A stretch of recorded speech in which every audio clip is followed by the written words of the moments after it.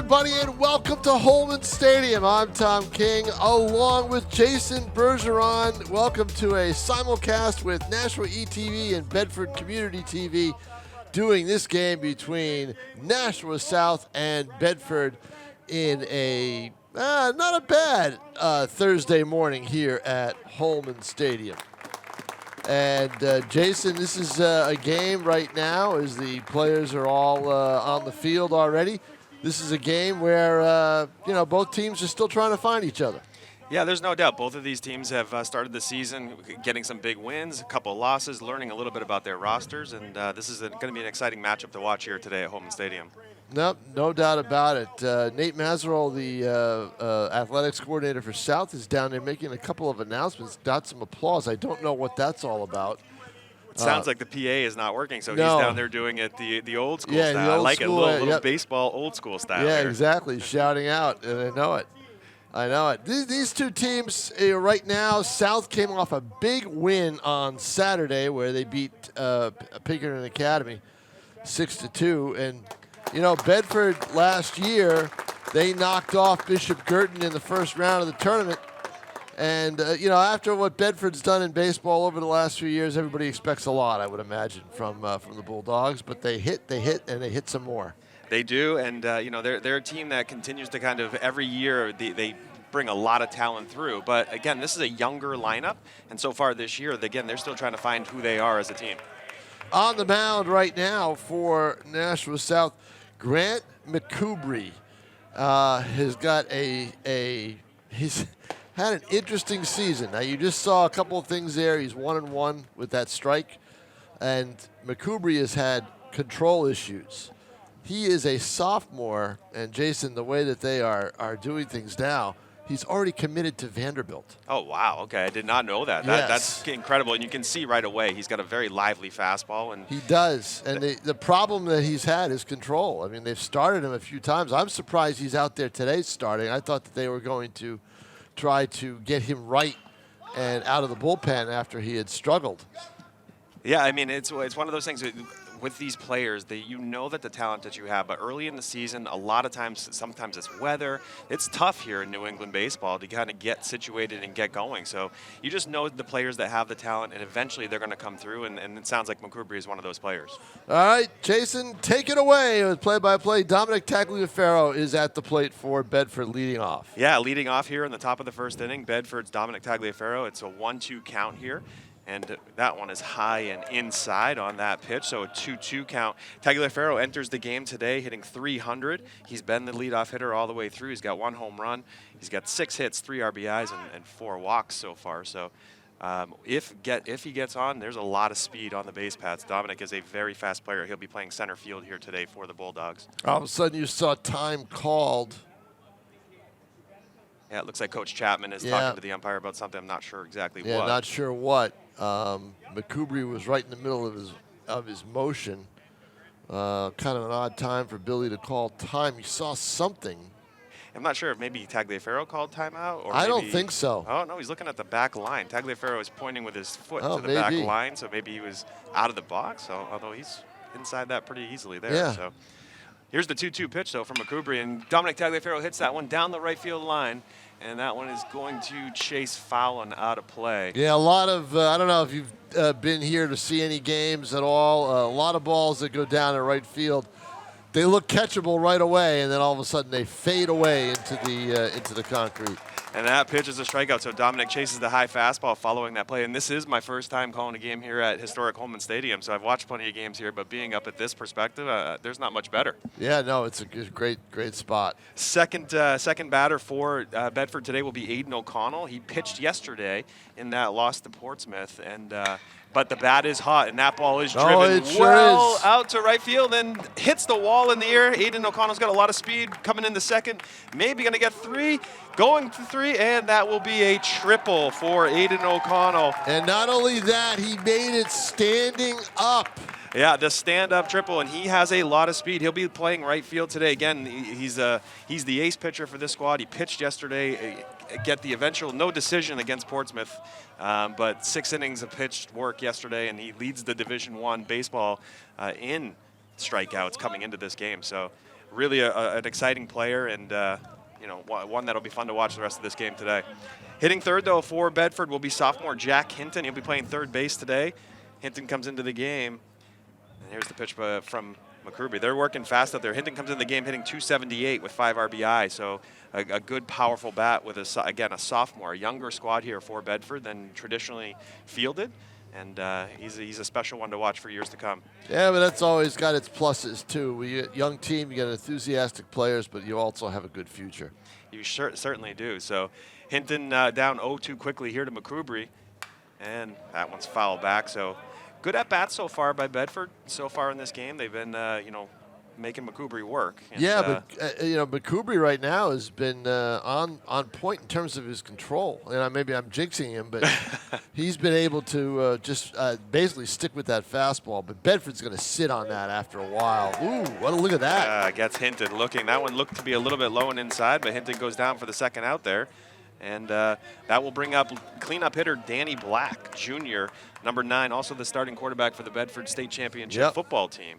So what a defense that team had. That team was. For those of you watching in Bedford, you must have loved watching that team play football, because if you like defense, because that defense was untouchable. I mean, you just couldn't. I mean, Londonderry managed those 2 touchdowns, but they didn't get anything after that quarter, right? They're shut out after the rest of the way, and Bedford just clamped down on them. That defense was something else. Yeah, that defense was stout, no doubt about it. And the offense was good enough to win. So, that's exactly what you're looking for. Defense usually wins championships. That's what they say. And yeah, boy, you have a defense like that. I was secretly saying, boy, if they have a defense like that, they've got to be the favorite to win it. They certainly are. Or they certainly were. So Danny Black now 1-2 count here from McCruby. He sees two quick strikes and then gets a ball called there. So McCruby delivers the 1-2 pitch. Ooh, hits Danny Black up in the helmet. So Danny gets hit by the pitch there, and but that's the issue with McCruby. The heat can just fly, anywhere. Yeah, Aiden O'Connell with that triple hit a first pitch fastball right off the wall, and then after that, McCruby again. Don't want to call it the broadcasting jinx there, but then he hits Danny Black right in the helmet. Yeah, and now right, runners exactly. at first and third. But he was while he was ahead in the count. Right, yeah, it was a 1-2 pitch. So first and third here for the Bulldogs, threatening early in the first inning. That brings up number 14, Connor Bergeron. And here's the pitch from McCruby. That's going to be a ball outside. The question is, do you want to run at first base? It's a fastball pitcher, so the ball's going to get there. He doesn't throw anything off speed yet. Yeah, so the ball's going to get there fairly quick. It's been straight fastballs for sure. And, again, Bedford, depending on how Bedford wants to play that, they may want to see what Caleb Rich's arm, that Caleb's doing the catching for Nashua today. They may want to test out his arm, but we'll see here how Coach Chapman wants to play this. Bergeron now up 1-0. Takes a pitch on the inside edge, called a strike, and backed him off the plate. Well, that's the one thing. McCruby is getting the inside strike right now. That's got to help him a little bit, right? Yeah, it will help him as a pitcher. As a pitcher that's going to Vanderbilt, I mean, he's somebody that can move the ball around and really thinks through these at-bats. So he's definitely going to do that. And Bergeron fouls one over to the right side out of play. So now it's, again, 1-2 count here to Bergeron. He'll be playing first base. He comes into this game hitting .300. 3 hits and 1 RBI on the season so far. School vacation week baseball, 10 in the morning. There goes the runner. That didn't matter. That ball, that Connor Bergeron gets rung up looking there, and that pitch looked low and out. But again, if he's gonna get that type of plate coverage, that's how these teams will continue to adjust, and these hitters will adjust. Well, that's just it. You've got to adjust not only to the pitcher but to the umpire, and now the umpire has given the inside corner. And he's given the low inside corner. So both teams will have to make that adjustment. That's correct. So we head to the bottom of the second now. We'll take a look at the Bedford lineup on defense, and then we'll start going through the Nashua lineup here.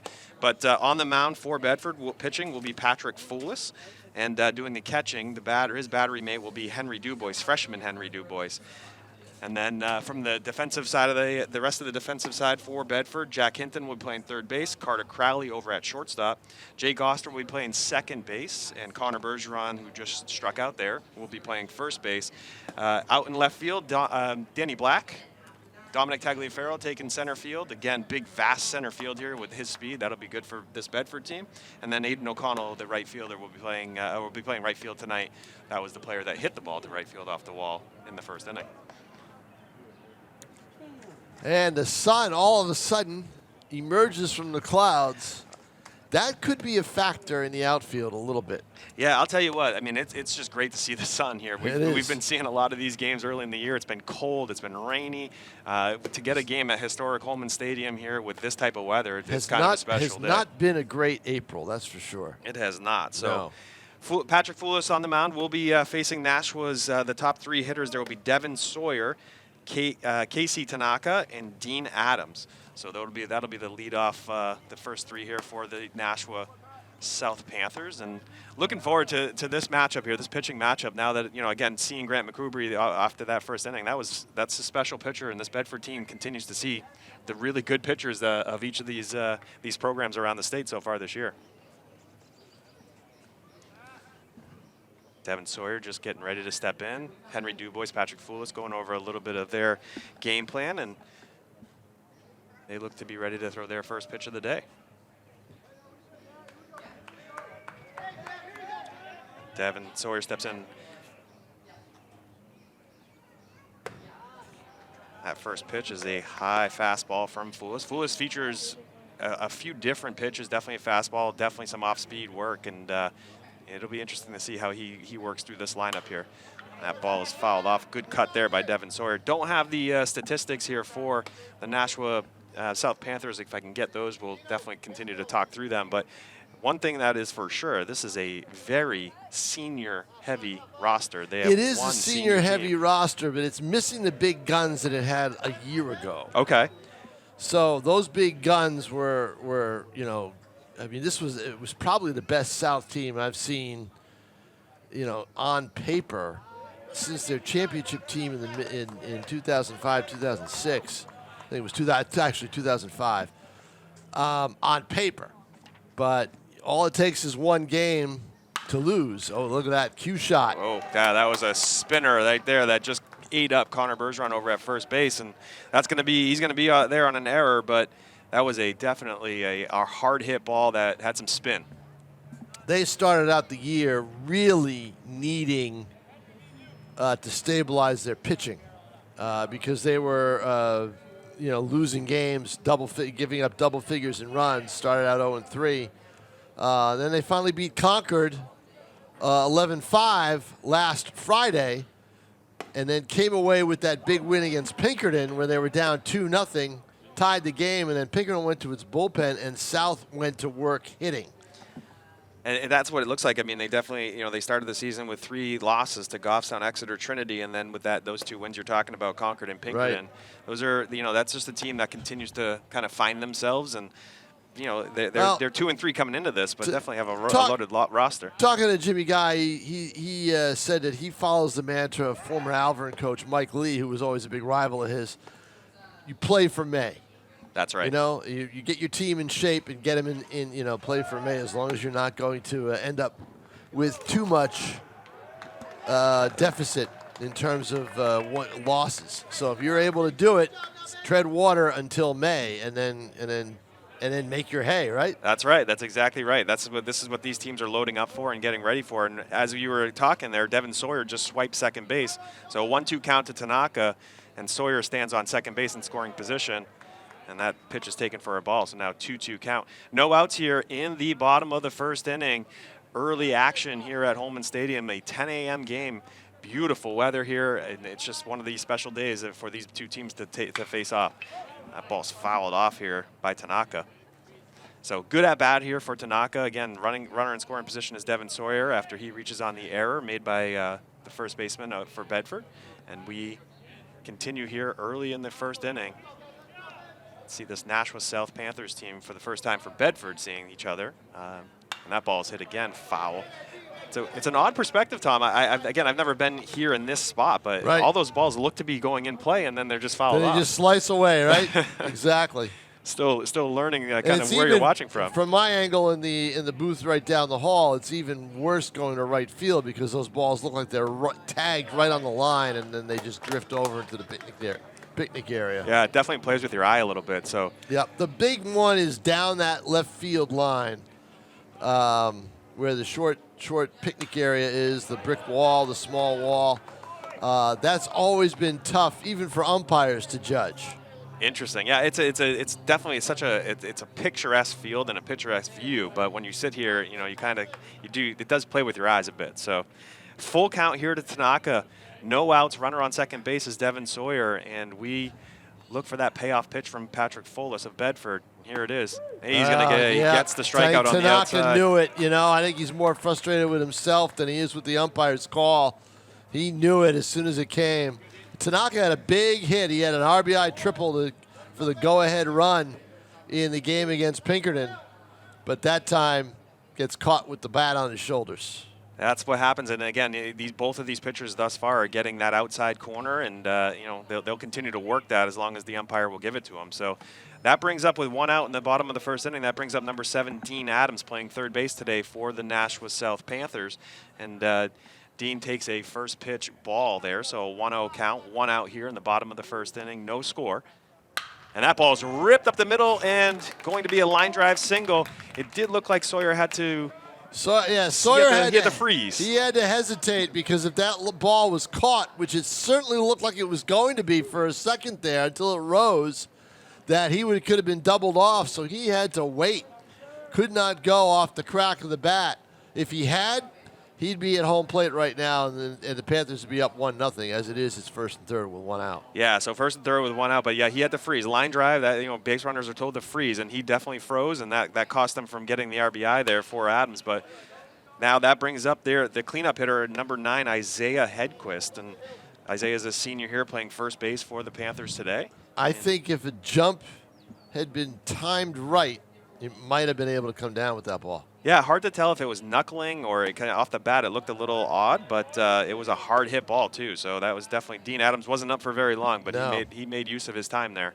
So now Isaiah Hedquist quickly down 0-2.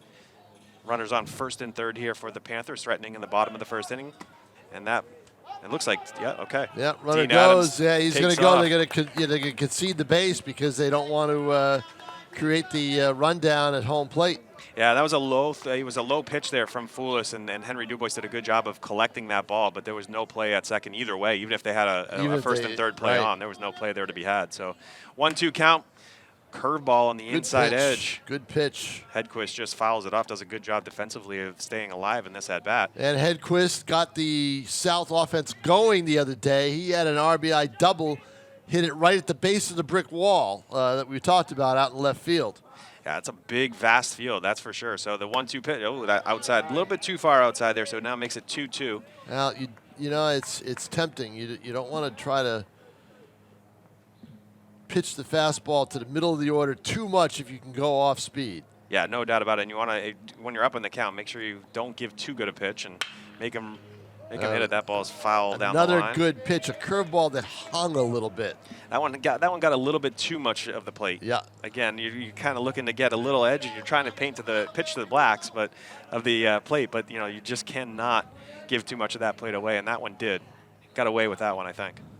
So Hedquist now a 2-2 count, one out here, bottom of the first inning. Runners on second and third for the Panthers. That ball's down and away.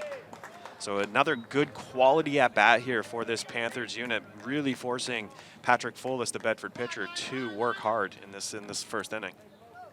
So 3-2 count, payoff pitch coming. And he takes it. Boy, that's a tough take. That's a tough take is right. Tough take, and Hedquist heads to first base. But boy, oh boy, I'm not sure how he held back on swinging at that pitch. That was a good pitch there, and he didn't get rung up, and he's standing on first base. Now bases loaded for the 5-hitter of this Panthers. The fact he didn't get rung up surprised me. I thought that would have had a little bit, don't know if that was low. From your angle, Jason, it looked like it was over the plate. It was definitely over the plate. It had to be low, and it definitely had some break to it, so it was an off-speed pitch. And, that's just what happened. So if you leave it in the umpire's hands either way as a hitter, you gotta take what happens. And in this case, Hedquist gets away with a walk. So 5-hitter Jake O'Connor steps to the plate, number 18, playing right field today for the Panthers. He takes a first pitch ball. And there's the second pitch. Down again there. Looks like that off-speed pitch is just coming in a little bit low. Bases loaded here. Bottom of the first inning, just 1 out. Panthers threatening early in this game here against Patrick Folis. The batter is Jake O'Connor. Here's the pitch. That one's lined down the first base line and is foul. Yeah. Oh, okay. Boy, I tell you what, I took a quick look at that. I'm having the same trouble you had. I thought that ball was in. Yeah, that looked like it. Boy, it was definitely looking to hit chalk and just missed. The umpire was right on the line there, called it foul right away. But from this angle, boy, I thought that was fair. Yeah, quick look at that. You thought it was going to drop right in. Nonetheless, O'Connor recollects his bat. It's a 2-1 count, and bases still loaded. 1 out here, bottom of the first, no score. But Nashua is definitely threatening here, and that ball is fouled off. So now a 2-2 count to O'Connor. Big out here for this Bedford Bulldog squad. They're trying to you get any out at any base here just to kind of make sure they limit this damage. Here's O'Connor. Jake O'Connor, 2-2. Pitch from Folis gets by Dubois. You've got to be very careful. The ball bounces back. There are a lot. The road is. There could be a graveyard of a lot of headstones of runners who have been called out at home plate on plays like that. Yeah, I mean, in most fields here, you definitely do not see that. The Bedford home field, SAU field, I mean, it's probably triple the distance between the home plate and the back fence there, and there's no bounce like that. No, and a lot of ballparks, that ball is going to be way by, and it's going to be a run. Easy run there, yeah.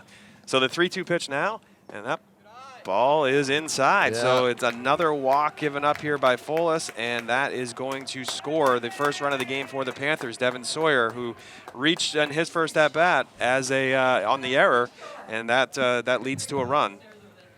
Well, Folis is going to have to come in. He's going to have to trust his fastball a little bit more.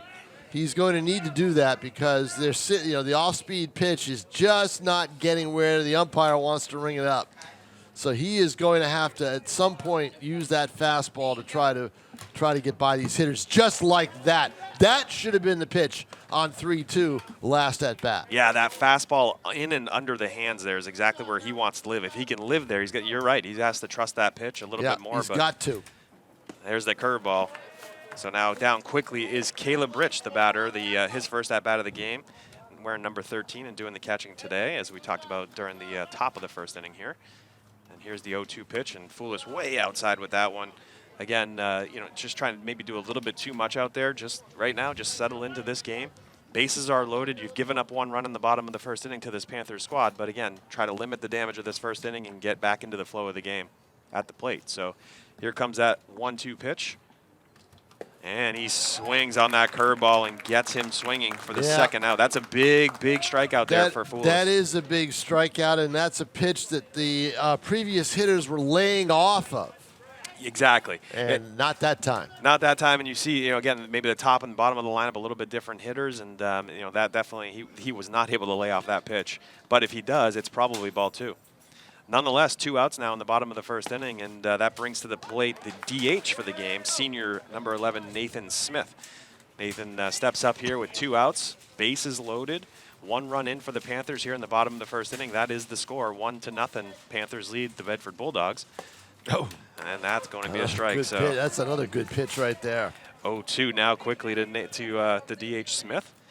And Folis maybe looking to settle in a little bit, right? That's just it. The one thing you don't want with a pitcher like Folis, if you're south, is to let him get into a rhythm. And he's just found his, it looks like. There's strike 3. There it is. Yep. So he gets all 3 outs in that inning. Folis does by way of strikeout. And that will end the threat. 1 run scored on that one hit. 1 error by Bedford and 3 strikeouts for the Bedford unit. And that will end in the first inning. The Panthers lead it 1-0. 1-0 South, but they leave the bases loaded. They were looking for more. Bedford had their chance. They had first and third, and did not score in the top of the first inning. So South scratches a run across. And interesting enough, both pitchers, got all their outs by way of strikeouts. So McCoubrey got 3 strikeouts in the first inning. And then Foulis gets all 3 of his outs by strikeout as well. So definitely seeing 2 pitchers that can get the strikeouts. It's going to be who can get those big hits and who makes more mistakes. Jason, I will be right back. I've got a quick interview I need to do, and then I will be returned to the headset. Fantastic. Thanks, Tom. So we head to the top of the second inning here with Bedford coming up to the plate. It's going to be Maddox Muir, Jake Oster, and Henry Dubois coming to the plate. And that's going to be the 6, 7, and 8 hitters for this Bedford squad today. They'll be facing, once again, Grant McCoubry, who had a really good first inning pitch. He got all 3 outs by way of strikeout, but he did give up a triple to Aiden O'Connell and did hit Danny Black with a pitch, a fastball to the helmet there in the first inning. So again, no runs scored for Bedford, and the score right now heading into the top of the second inning is the Nashua Panthers, South Panthers, leading the Bedford Bulldogs 1-0. Maddox Muir steps to the plate, and we are ready for second inning action. Maddox Muir steps up with a 267 average this year so far. Been DHing most of the year. And we'll see what he can do against Vanderbilt commit Grant McCoubry. And he takes a first pitch strike, and there's no doubt about it. This stuff is electric. And if I don't know about his control issues, but his stuff is electric so far today. And that is going to be a high pitch. So 1-1 count now to Muir. This Nashua defense, again, hasn't been challenged thus far yet today, but we'll continue to see how they progress through the game. If this Bedford team can catch up to some of these McCoubry fastballs, he definitely brings some velocity. I don't have a gun, or I don't know his velocity, but it certainly from here looks very fast. So he's going to ring up Maddox Muir on a low and inside pitch, and that is a tough strike. Looked like the catcher, Caleb Rich, caught that ball low and on the inside portion of the plate, but umpire rung him up, and that's going to be the 4th strikeout there for McCoubry. All 4 outs by way of strikeout thus far. Brings to the plate number 7, Jake Oster, playing second base today for Bedford. He's coming into the season hitting 200, takes a first pitch strike, and McCoubry right now is all around the plate and getting plenty of strikes. This kid is definitely another special pitcher here in the state of New Hampshire. That ball is low and outside. Caleb Rich not able to control it, but no runners on, so no damage done. So 1-1 count here. Top of the second inning. Panthers lead the Bulldogs 1-0, and Jake Oster lifts one down the third base line. It's definitely in foul territory. Tracking it is Adams. He is able to make the catch over in foul territory, gets the pop out of Oster, and that is the first out, not by way of strikeout today for both teams, but an out nonetheless, and Oster goes back to the bench, the second out of the inning. And that brings to the plate number 11 catcher today, Henry Dubois. And he'll take his cracks at McCoubry. And that ball is way outside. And as Tom King mentioned earlier, sometimes Grant McCoubry can get a little wild with some of these fastballs. And that one was way outside. But 1-0 count here to Dubois. 2 outs, top of the second inning. Panthers lead it 1-0. Watching today's action on Nashua ETV and BCTV simulcast. And Henry Dubois lifts another pop fly down the third base line. McCoubry chasing it, but that one's going to get into the stands here at historic Holman Stadium. And it will be a 1-1 count to Dubois. Again, 2 outs here in the top of the second inning. Panthers lead it 1-0 over the Bulldogs. Dubois, a freshman on this team for Bedford. Again, a younger squad here for this Bedford Bulldogs team, but first game of the year hits a grand slam against Keene. So welcome to the NHIAA Division I baseball, hitting a grand slam in a big game, and a 1-0 game at that point against Keene. 2-1 the count here to Dubois. Dubois hits a hard ground ball into the shortstop third base hole, and that's going to be the first hit of the game for Bedford. A single by Henry Dubois. Hard ground ball it just hugged the ground, and not able to make the play over at shortstop was Ward to his backhand, and that leads to a single for this Dubois for this Bedford team. I'm sorry, I mentioned it was the first hit of the game, but I did forget Aiden O'Connell had a triple in that first inning. So Henry Dubois now on first base. Top of the second inning, that brings Carter Crowley, the shortstop of this Bedford team, to the plate for his first at-bat. Carter Crowley enters the game today hitting .333. Again, a sophomore on this team, playing shortstop. There's a pickoff attempt of Dubois. First pitch now to Carter Crowley. He swings right through that fastball for strike one. So 0-1 the count. 2 outs here, top of the second inning. Panthers lead it 1-0 over the Bulldogs. Henry Dubois on first base after that single. Carter Crowley taking his swings here against pitcher Grant McCoubry, who has currently got 4 strikeouts of the 5 outs made in this game so far, 4 by way of strikeout. Carter Crowley turns the bunt, fouls that back. Now 0-2 the count. Coach Chapman putting the bunt on there, maybe trying to catch the third baseman playing back. Third baseman Adams for the Panthers playing a little bit further back. Now he's up on the grass, although two strikes. Likely not going to bunt on this attempt. So 0-2 is the pitch, and here's the pitch. Hit hard on the ground over to Sawyer at second base. He flips to Hedquist, and that will end the top of the second inning. Bulldogs get 1 hit, no runs, and we'll head to the bottom of the second with the Panthers leading the Bedford Bulldogs 1-0.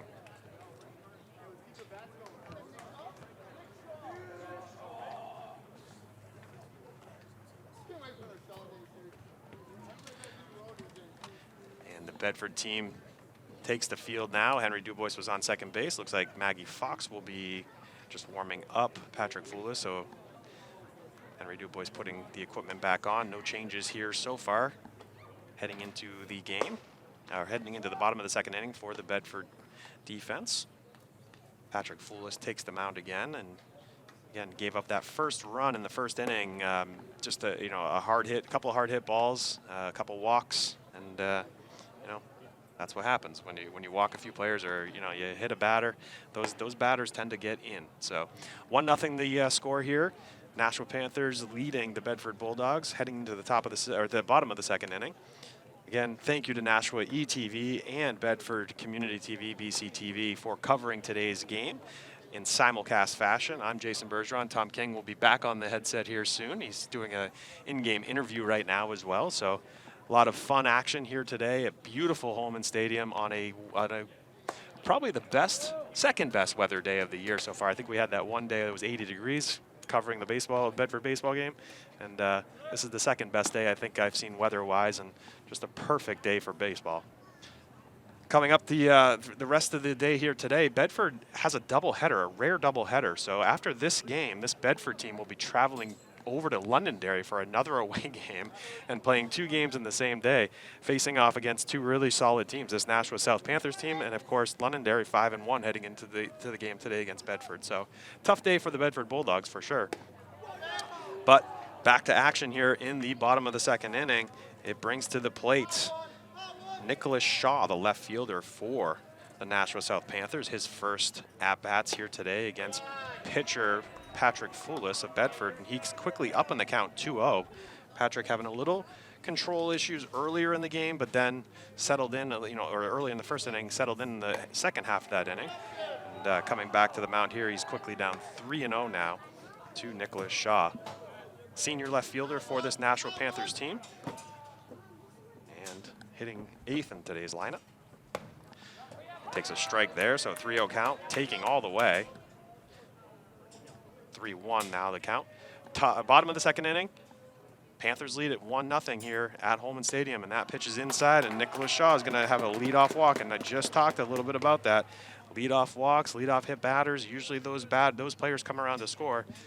Bedford team is going to have to figure out a way to get through that. They did turn 2 double plays yesterday in the game against Portsmouth. The middle infield turned 2 really slick double plays, and that's always fun to watch. Again, tough stretch here for the Bulldogs. They played last night against Portsmouth. They played today at 10 here right now against Nashua South, and then they head over to Londonderry to play at 3 o'clock. So quite a difficult schedule. Rain situations and changes in schedule have really caused the schedule to be compressed and formidable for this Bulldog squad. Up at the plate right now is number 2, Hunter Ward, the shortstop for the Nashua South Panthers. It's a 1-1 count to Ward. Runner on first base is Nicholas Shaw after the leadoff walk.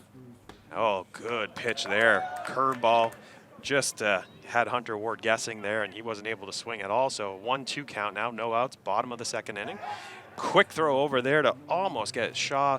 Bergeron puts the tag on. That was a very, very close play at first base. Nonetheless, ball comes back to Foulis, and he does it again. Quickly back. So they're keeping a good eye on Nicholas Shaw. I'm not sure of Nicholas Shaw's speed, but these players, a lot of these players know each other. So you see that. Oh, a slow roller down to third base to Hinton. Hinton fires across the diamond. Bergeron is pulled off the bag by that throw. And it was a slow roller. Hinton made a good play just to get the ball over there, but that ball pulled the first baseman, Connor Bergeron, off the bag. And that will be the second runner of the inning now for Nashua. Runners on first and second with no outs. Again, Nashua quickly threatening in this game, and that brings back the top of the lineup for this South Panthers team. And the best way, as I return to the booth, the best way is to put pressure on the pitcher. Make him throw pitches maybe he doesn't want to throw. And we'll see how that top of the order handles that as Nashua's got first and second and nobody out. Yeah, first and second, nobody out. And Tom, welcome back. And this is just, it's an exciting game to watch because, right now, Nashua South is just getting the benefit of all these little plays. A slow roller, the strikeouts that they're getting. Just right now, so far, Nashua South has got the edge on this Bedford Bulldogs team. So Patrick Foulis quickly turns back, and it's definitely it's going to be a fun one to watch kind of unfold. It depends on how long both of these pitchers can go, how deep in the lineup.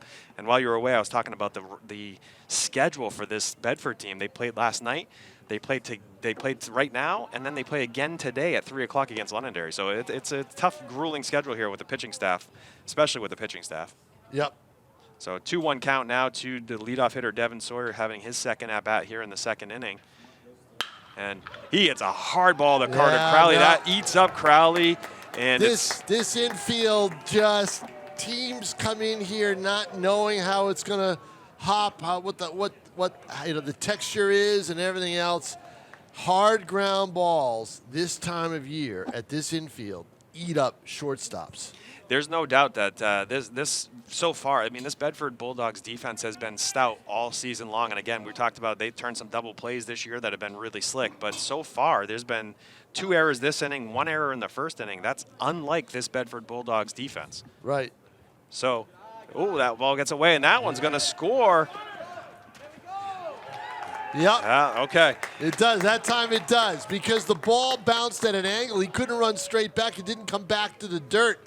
It sat on that dirt area right by the base of the wall and didn't bounce back hard enough, and that allows the runner to score. Yeah. I don't even think a good throw would have had him. No, I don't think a good throw had him at all. And Henry Dubois did a good job getting back there and making it as close as he possibly could. But that ball was an off-speed pitch. It got away and kind of was moving away from Henry Dubois, and to your point, it stayed right on the dirt there. It's not a fastball bouncing right back. No. So that's the read that these teams are going to have to, or at least the Bedford Bulldogs will have to adjust to. Nashua South is used to playing in this field. Definitely.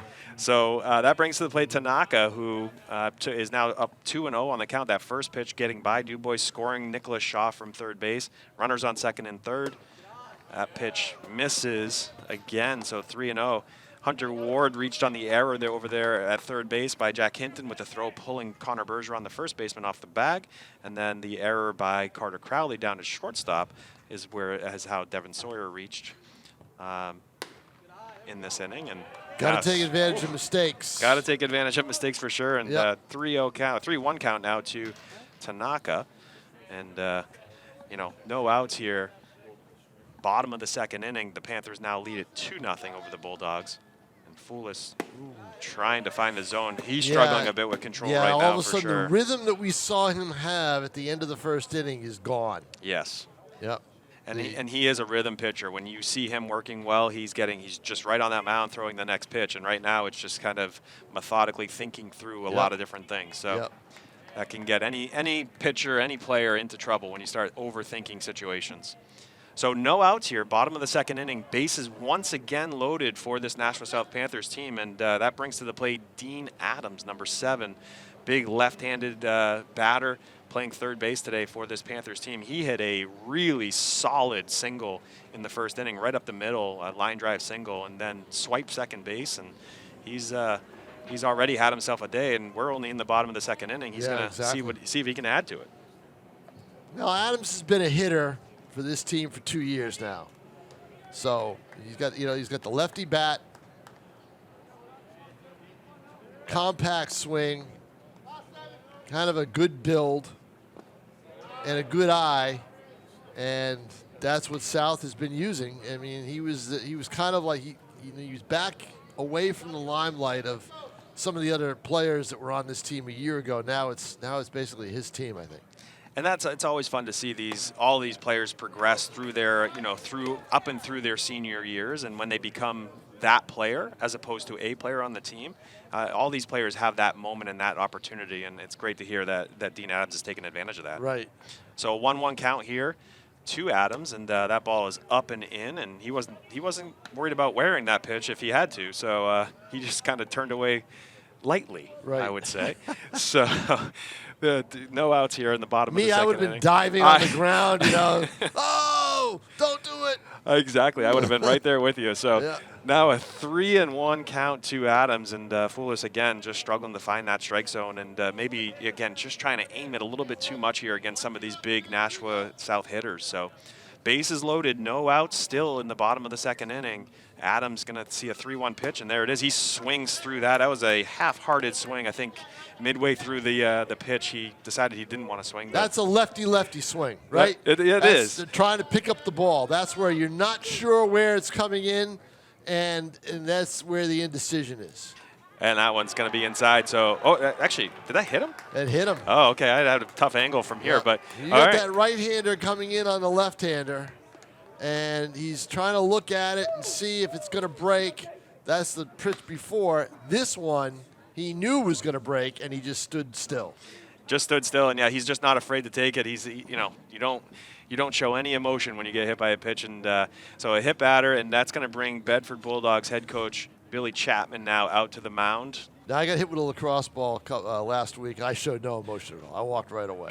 Right. I've been in pain ever since. Right. I'm not going to show anybody. I'm not going to say anything. Right. But I'm not going to say a word. No. You okay? Oh, yeah, I'm fine. Yeah, no problem. I'm good. Go to the car and just now I'm putting ice on it. I'm doing everything I can to just be able to walk the next day. So Billy Chapman now out, the entire Bedford defense he's gonna on the make mound. a change. He's making a change, yeah. So that's going to be the day here for Patrick Foulis, the starting pitcher, and coming to the mound is going to be Steele Lambert. He pitched just a little bit of work yesterday. I think he made one or two outs in the game, but Steele, number 12, he is a left-handed pitcher, has a variety of pitches that he will feature. But again, it all comes down to control. Can he find the plate? Can he get that ball over the plate? And can he do it consistently? So we'll see what happens here after the warm-ups. But to give you a quick update, Nashua, now up 3-0. There's no outs in the bottom of the second inning. Patrick Foulis gave up 1 run in the first inning, and has given up 2 more runs here in the second inning to this Panthers team. And so far, Bedford has not been able to solve their starting pitcher, Grant McCoubry, Nashua's starting pitcher. that would be, boy, I'll tell you, if McCoubry can find it, that with what he's got, with the ability to throw the way he does, that would be a big boost for this South team. I mean, in some ways, as a pitcher, as a hitter, I should say, when you see a pitcher that struggles with control and he throws with that type of velocity, and already, he hit Danny Black right in the head. Yeah, so, as a hitter, it's a little nerve-wracking getting into the box against somebody like that. Yeah, no doubt about it. And for Bedford, though, they've got to keep that out of their minds and look for their pitches with McCoubry. And if McCoubry gets behind in the count, he's going to have to come in with that fastball, and that could make a difference. So we're getting ahead of ourselves now as Bedford goes to the bullpen. We do now have a left-hander on the mound for the Bulldogs as they trail in this game 3-0 with the bases loaded and nobody out for Nashua South here in the bottom of the second inning. Ooh, a check swing there. So first pitch. So Steele Lambert is the pitcher for Bedford Bulldogs now, and he replaces Patrick Foulis on the mound. And Isaiah Hedquist, the hitter, number 9 for this Nashua South team. Isaiah is the cleanup hitter. So in a situation with the bases loaded and no outs in the bottom of the second, you look to your cleanup hitter to do some damage here and maybe blow this game right open. Yep. And right now, he's down 0-2. But again, any of these hitters can do damage with just one pitch. So 0-2 pitch here from Lambert. That's going to be high and outside. And again, you see a little bit different windup. Again, a lefty on the mound as opposed to a righty, but definitely a different windup and definitely a different delivery that these Nashua Panthers batters will have to adjust to. Yeah, and I'll tell you what you also see. This is, ooh, that's Hedquist jumped on that, but got under it. A good track out there by Danny Black. I mean, he followed that all the way as far as he possibly could and almost had a play on that. Almost had a play as it landed right near that fence where the bullpen is. It protects the relievers down the other way, but it's a Thursday. This is an odd day for baseball. They usually don't play on Thursdays very often. That's when you see different pitchers. That's right. And that's what we're seeing today. And here's Lambert with the 1-2 pitch, and that ball is a line down the left side, foul again down the third base line. I think it's safe to say Isaiah Hedquist isn't going to right field. Yeah, no, he's definitely well ahead of these pitches. He's definitely going to try to pull this ball. He's making some adjustments mid at bat here against this new pitcher, Steele Lambert for Bedford. And here again is the 1-2 pitch. That ball is fouled off, so a good quality at bat here again for the Panthers. They just continue to foul pitches off, and they continue to stay alive at the plate, and all of them have been a hard out so far for this Bulldogs team. So 1-2 count, bottom of the second inning, 3-0 your score. The Panthers leading the Bulldogs, and that ball again fouled off. That's the fourth foul in a row here for the cleanup hitter Isaiah Hedquist, who in the first inning walked, and he had, I think it was a 7-pitch at bat there. Yep. And now in the second inning, again seeing another 6 or 7 pitch at bat already. And bases loaded, no outs still in the bottom of the second. Oh, that's a good strike pitch. 3, yeah. So that pitch had some great movement and just caught the inside edge. Yeah, and catches Hedquist. Comes out of his hand. It looks like it's going to be on the outer part of the plate, maybe off the plate, and then all of a sudden it breaks inside. But it doesn't break over the plate. It breaks right in almost on the hands, and the batter cannot do anything about it. Yeah, if he swings at that pitch, he either hits that right into the dirt, right in foul, or he's going to strike out. So it's just, it's a tough pitch there. Brings up the 5-hitter for the Panthers. 1 out now in the bottom of the second inning. Jake O'Connor, the batter, he also walked in the first inning, and he takes a first pitch ball here. So bases still loaded for the Panthers. Steele Lambert gets the big strikeout. 1 out right now, though. Infield is drawn in, and Steele Lambert opted to maybe try a pickoff attempt there. Bergeron in on the grass, but that ball still went over because the lead was so large over at first base. Here's the 1-0 count, or 1-0 pitch. Down and in, so 2-0 now to Jake O'Connor, the hitter. Well, you got a pitcher that doesn't have a ton of velocity. He's going to have to come in with a strike. So O'Connor's going to be sitting on this pitch. He's sitting here on the 2-0 pitch, and there it is. And boy. Wow. If there's a time to swing, that's the one. That's the one, yeah. No doubt about it, Jason. That's the pitch to take a swing at. So he doesn't take a swing at, so he takes that pitch, 2-1. That's the kind of pitch you put in that gap that's in right center field. Exactly. Oh, and this one he lines to left. So who are we, all right? Yeah, exactly. He lines that one to left over the third baseman's head. It's going to score 2 more runs for this Panthers team. Bulldogs trying to get, so a single, and then the runners advance on the throw, but 2-run single there for Jake O'Connor, and he now stands on second base after the throw. And this Nashua Panthers team has opened up a 5-0 lead here in the bottom of the second against the Bedford Bulldogs. Again, he took that next pitch and just lined it to left field. It was just, he took the off-speed pitch, right? Yeah. And that was, I'll tell you what, that was a pitch you think would go on the right field. He took that on the outer half of the plate and pulled it. Yeah. That's not easy to do, and pulled it in the air on a rope. Usually ill-advised to try to attempt that. Right. And you usually pop it out to the first base. Yeah, and he did it with just enough room along that foul line to get it in fair territory. That's another curveball right through the hole, the drawn-in infield, and it's going to score another run. That was batter Caleb Rich. Takes the first pitch and just hits a hard ground ball into the third base, the hole between third base and shortstop, and he stands on first base with an RBI single. Two quick singles here on new pitcher. Well, after the strikeout of Isaiah Hedquist, 2 quick singles on new pitcher Steele Lambert. Those by Jake O'Connor and Caleb Rich, both a 2-run single and then a 1-run single.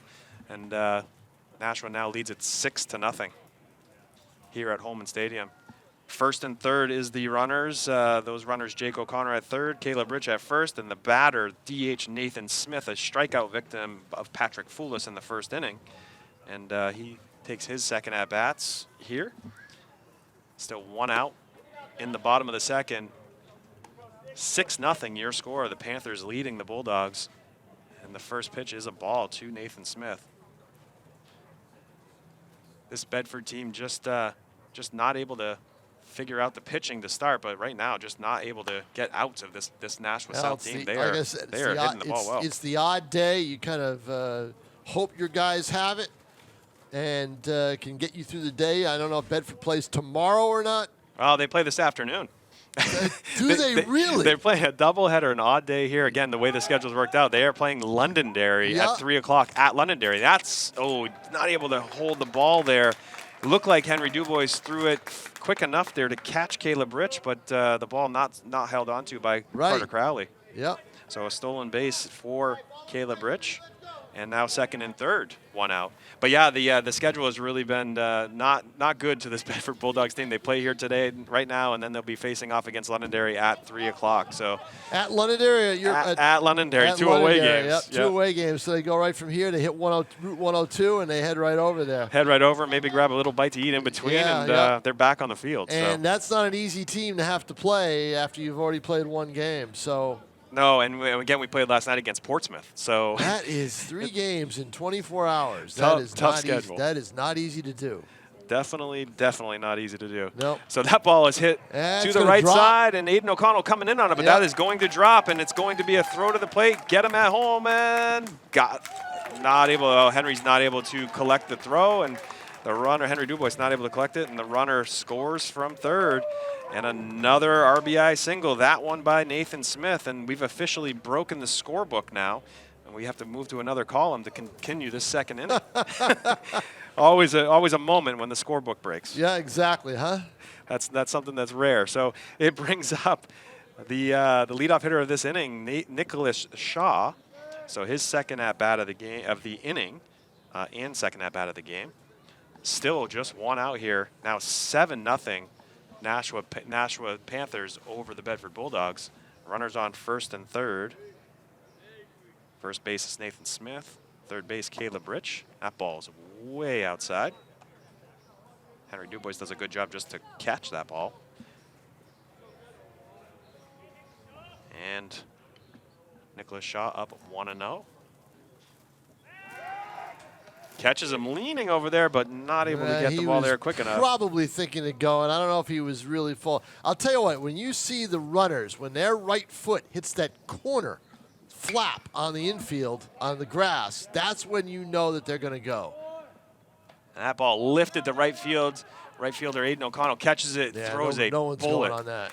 Yeah, and his arm's got to be sore. I mean, he pitched 6 innings of work yesterday against Portsmouth, and that pitch was another strike from right field, from ace pitcher Aiden O'Connell out there in right field. So that gets the second out of the inning, the fly ball to right field, and first and third play being put on. So that brings up Hunter Ward, the number 2 shortstop here for the Nashua South Panthers, his second at-bat of the inning as well. He reached on the error, slow roller to third base, error by Jack Hinton in his first at-bat of this inning. Takes a ball outside, 1-0 down to your count. 2 outs, bottom of the second inning. Panthers lead at 7-0 here over the Bulldogs here at beautiful Holman Stadium. Runner takes off, a strike, throw down by Dubois is high. That's going to be another stolen base, and coming in from third on the throw is Caleb Rich. Yeah, the old double steal. Works all the time, right? First and third play. So first and third play, the Bedford Bulldogs decide to throw it down. Dubois throws the ball a little bit high, takes Carter Crowley up and off the bag, but as soon as that throw was made, Caleb Rich was taken off, and he scores the 7th run of the inning here for the Nashua Panthers, and they have blown this game wide open. Wide open. 2-1 count now to the batter, Hunter Ward, with a runner on second base, Nathan Smith. And here's that 2-1 pitch way outside. 3-1 now the count. Tough here inning for the Bulldogs. Panthers doing everything right now, and that's why they lead at 8-0. 10 o'clock in the morning start here on a Thursday, school vacation week. And that's going to be a walk for Hunter Ward, the 9-hitter for this team. And that will bring up the top of the lineup. Devin Sawyer he's reached twice today, both on hard hit balls, but both on errors by this Bulldogs team. Yep. First inning reached on an error by first baseman Connor Bergeron, and then in the second inning reached on an error by the shortstop Carter Crowley. And both on hard hit balls. Both were scorched. I mean, he's hitting the ball well. So could have. I mean, in high school you could have given one out of the two maybe a hit, not both, but one out of the two maybe. And certainly, I'm not the official scorekeeper. No, so I mean either. But I mean, that's a tough. Those are tough calls at the high school level. Pro or college level, I say that's got to be. Those are errors. Right. So somewhere in there's somebody's stats keeping that's got the official scorebook. But the way I wrote them down, one of them is my own son, so I can give my own son an error, right? That's how it is, right? That's okay, right? So definitely the harshest critic are the parents of these players. That's just always how it is. Oh, no doubt. Oh, it's a funny story. There was a parent of a Pinkerton player last Saturday, and Steve Campo called him out right in the middle of it after an at bat where he took a check swing, 2 check swings. And he said, we don't do check swings here. And he was yelling at everything else. And the mother was right next to me taking photos. And I said, is that your kid? She goes, yep. She goes, if you think that's bad, wait till you see what we say to him. Right, exactly. No, it's fun. I mean, it's fun to be a part of these kids' journeys, but the parents are always the harshest critics of their own kids. And that's just how it is in all sports at all levels. So no matter where they are, it's just fun to be a part of it. But we'll continue to do what parents do. That ball is lifted down the right field line. It's going to get out of play. Yeah, that's out of play right off the bat. Aiden O'Connell gives it a good chase, and again, a full count here, 3-2, 2 outs, bottom of the second inning. Panthers lead at 8-0 over the Bulldogs. A big, explosive second inning here for the Panthers with 7 runs scored so far. Runners on first and second base are Nathan Smith and Hunter Ward, and the batter, Devin Sawyer, putting it together another quality at-bat here for this South Panthers team. Runners take off, and that ball is lifted to center field. Again, hit hard. Tagliaferro tracking it, comes in, settles under it, and makes the play to end the inning. But wow, an inning it was. 7 runs in that inning for the Panthers, and they take an 8-0 lead into the top of the 3rd inning. And we will see how this Bedford Bulldogs team, every team has to face adversity. Every team has to, find their ways and have these situations in these games. And right now, this Bedford Bulldogs team is going to have to dig deep to just create a game or try to make a game of it against a stellar pitcher in Grant McCoubry. So we'll head to the the top of the 3rd inning here. McCoubry has been sitting on the bench for a little bit extra time. That was a long inning put on there by the South Panthers. Coach Chapman now talking to the Bedford Bulldogs about that inning and trying to regain some momentum in this game and for their season. Jason, I just told Pete I think I might leave because I've got to go to Merrimack for North and Merrimack. But you know what? I'm going to stay for this half inning to see McCoubry and see how he responds to this. Sounds good. Yeah, And then I'll stay for the half inning, and then after that, it'll be the Jason Bergeron show. The Jason Bergeron show. I don't know. I'm not sure if that's a show, but we'll make sure that we continue calling all the coverage here at Holman Stadium. And of course, we thank you for everything that you've done for Nashua sports, Tom King, and you continue to do for Nashua sports. So thank you for joining me today, and I've been honored to be a part of it today. Yeah, I got thrown a curve when it was like this Monday morning, but tons of water on a field in Merrimack that postponed a North Merrimack game, which is 2 teams in my coverage area. So that's what happens. I mean, and then so they moved it to. Of course, they had to move it to today. Yeah. So a Thursday in the morning. Typically you don't have a baseball game to call. 11 a.m. game. Well, it was an 11 a.m. game Monday. That would have been tough enough, but they kept the same time. I was hoping they'd move it to the afternoon, but they did not. But they didn't. So no. Well, again, we appreciate everything, and again, an honor to be calling this first part of the game with you today. Yeah, let's see. I mean, I'm curious to see how McCoubry responds here, right? You want to see what he can do and everything else, and with the control issues he's had to sit for a while. So let's see what he does here with the 8-run lead. And right now, it looks like he hasn't altered anything. Yeah, nothing, a little bit, there's no pressure now, right? You're up 8-0, you got an 8-0 lead. Let's just see, kind of just settle in and throw strikes. It brings Dominic Tagliaferro, the leadoff hitter for this Bedford Wild. That ball hit the left-hander's batter's box. And you see, yeah. You see how that can change in a hurry for him. Clearly it's mechanics. Yeah, right? There's a mechanical flaw there somewhere in his delivery, and they'll have to figure that out. They'll work on that, and he's got some time there, but that's another pitch that just misses on the outside edge. But I mean, I can only equate this to my golf swing, right? Sometimes I hit one right down the middle, and then sometimes I just slice it to the left. I'm a lefty, but slice it to the left. So that's all mechanics too. I knew you were a lefty. Yeah, there you go. And a walk now. So that control, just to your point, you wanted to kind of see how McCoubry reacted. First leadoff hitter there is Tagliaferro. He walks. And it was, he did get 2 strikes there, but the pitches that he missed on were missed by a lot. Right, the bouncing pitch that was way off, that's what really you don't want to see if you're Nashua South.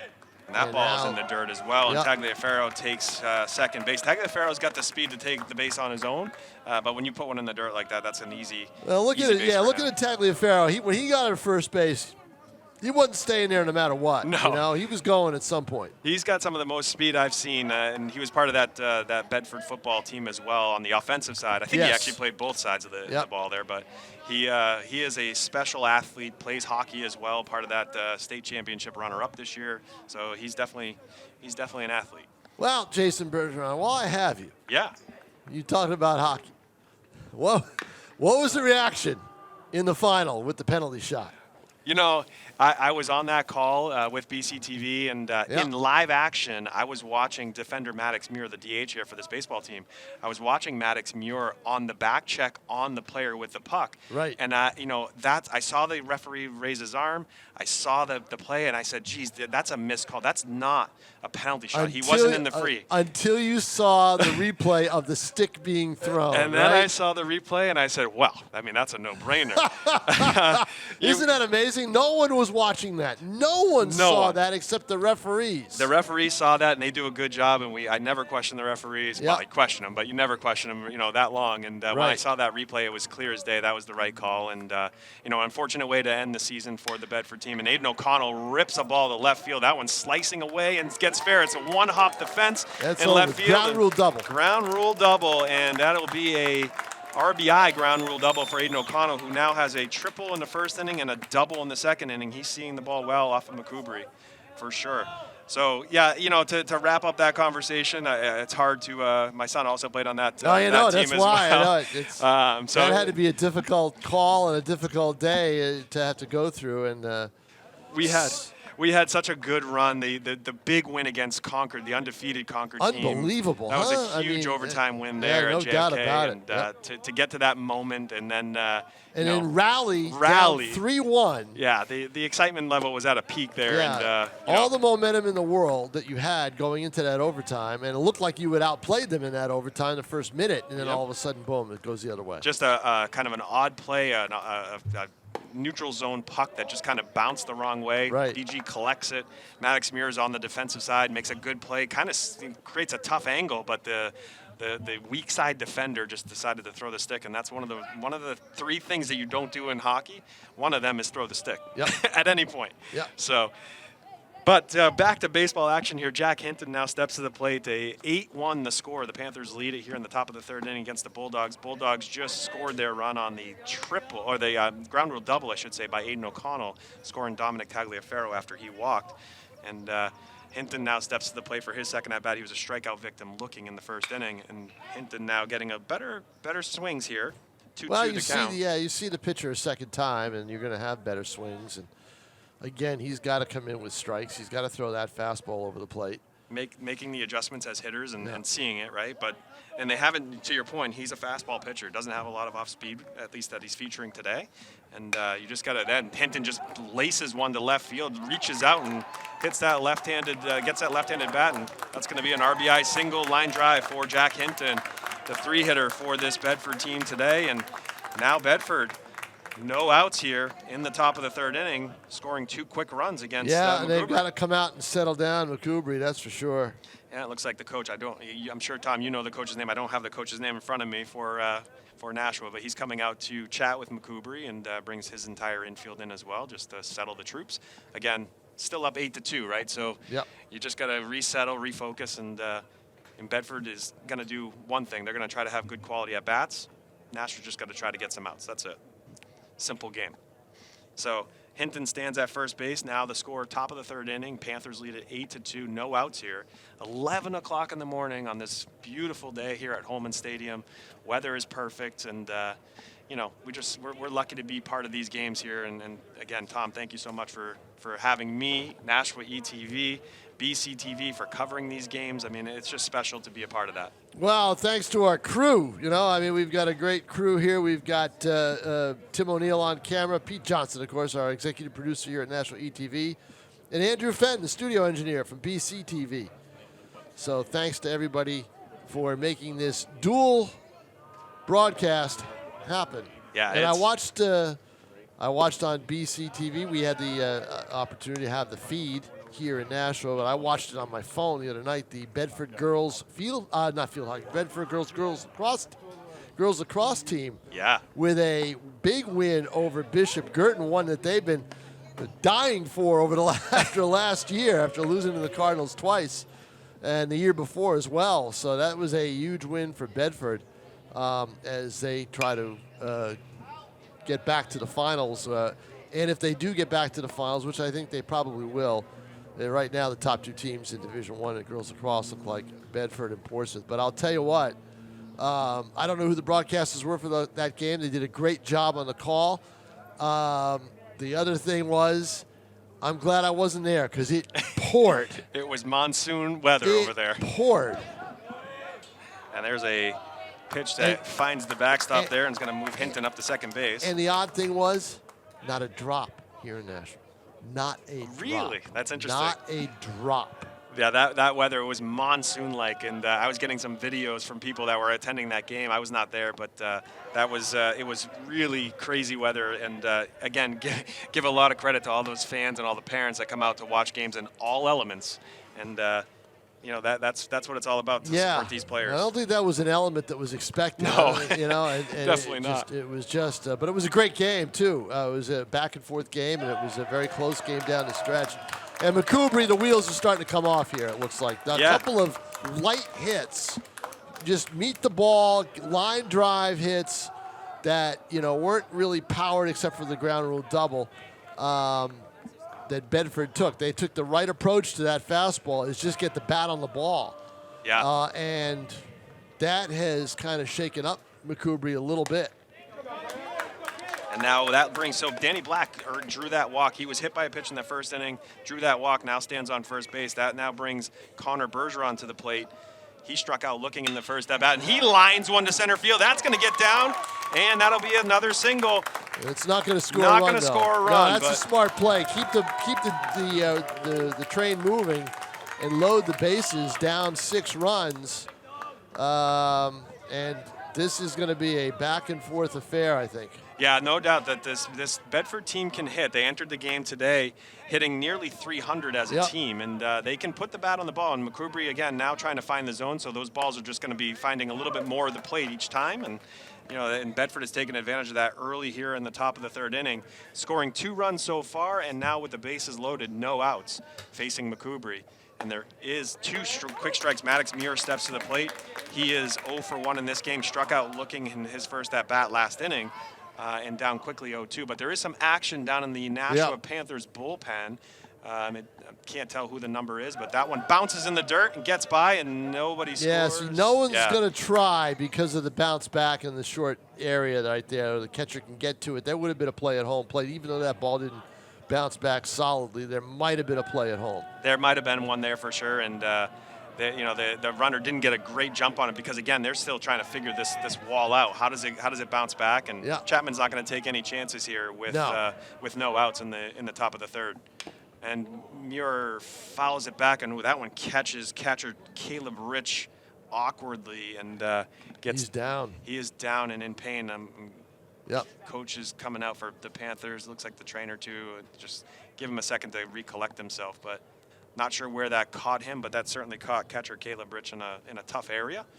And trainer Colin Morrow is coming out. That was what the pre-game thing was. They thanked Colin Morrow. This is his final game as South's athletic trainer. He's been the athletic trainer for the last couple of years, and he was also a South alum. He played, he was a good athlete in football, basketball, and he also played, I think lacrosse was his main sport. He is going to go back to his alma mater, back to the University of New England to attend physician assistant school. Oh, wow. Yep. Very cool. So UNE has a stellar reputation and a growing reputation for their athletic facilities and kind of what they're investing in their program there. So that's great to hear. Yeah, well, he's going to go back up to school I don't think he's going to be there to play any sports. He's going to be there he's going to be there. He's the trainer. He's going to be there to study. Yeah. So study, but be a part of that program too. Yeah, I so wonder if he'll do anything with the program at all in terms of training or anything like that on the side, but he is going up to back to the University of New England, and today's his last game. He works for Performance Fitness on assignment to Nashua South, and now he is going to head up north, and I'll miss him. It was fun to talk to him. He even did some of the training for the Silver Knights here during the summer, so I'll miss Colin Morrow. We wish him the best of luck here at Nashua ETV. Yeah, definitely best of luck here from the BCTV crew as well, and always love to hear those stories. So Caleb Rich has collected himself, and everything seems to be okay, and Maddox Muir continues his at-bat right now, a good at-bat, a 3-2 count now to Muir.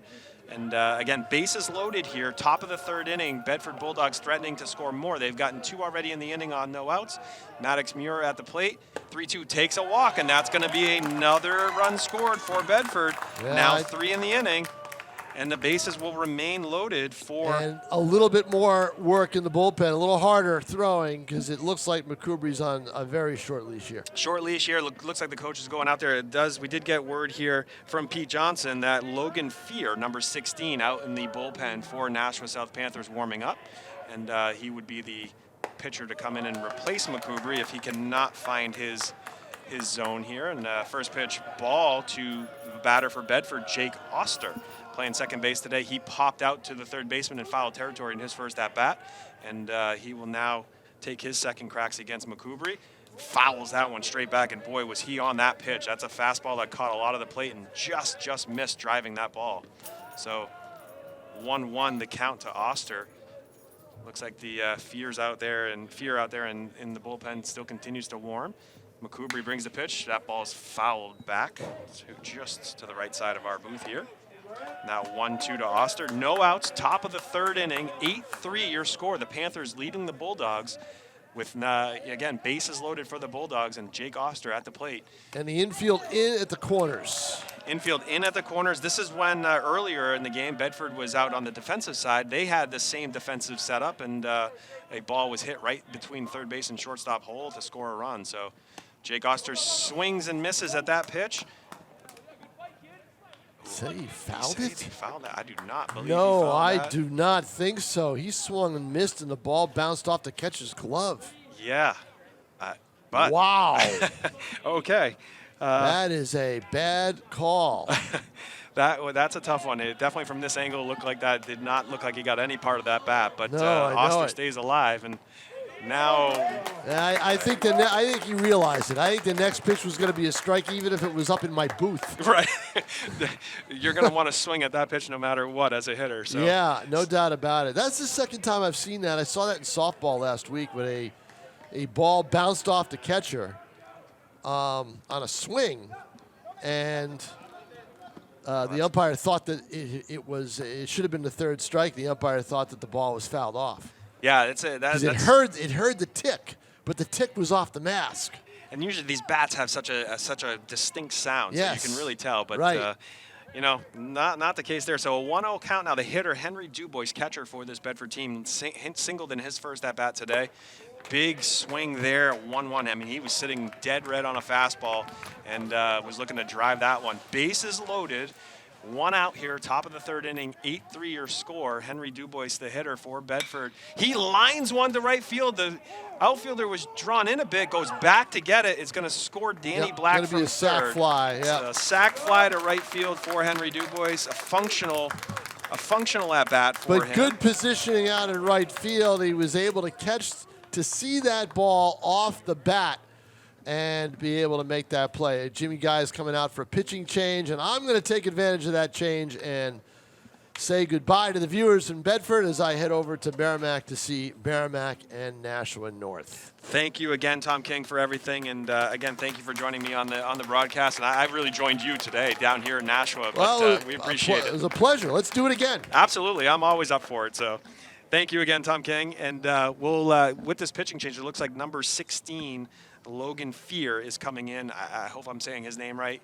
And he is coming in to be the pitcher for Nashua. I believe it is numbers. Is that 16 or 15? Hard to see here. But he'll be the new pitcher here. McCoubry is chased from the game after giving up 4 runs in this top of the third inning. He'll end his day. And, it's number 15. So number 15. And I don't have 15 on a roster. So it's not Logan Fear. My apologies to the viewers of Nashua. Don't have 15 on the roster, so we'll work on getting the pitcher here for them. Let me see if I have it on the picture of the lineup card I took earlier. Let's see if I can find that for you quickly.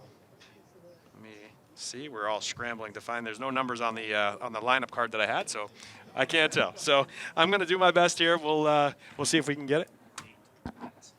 Nate Matson.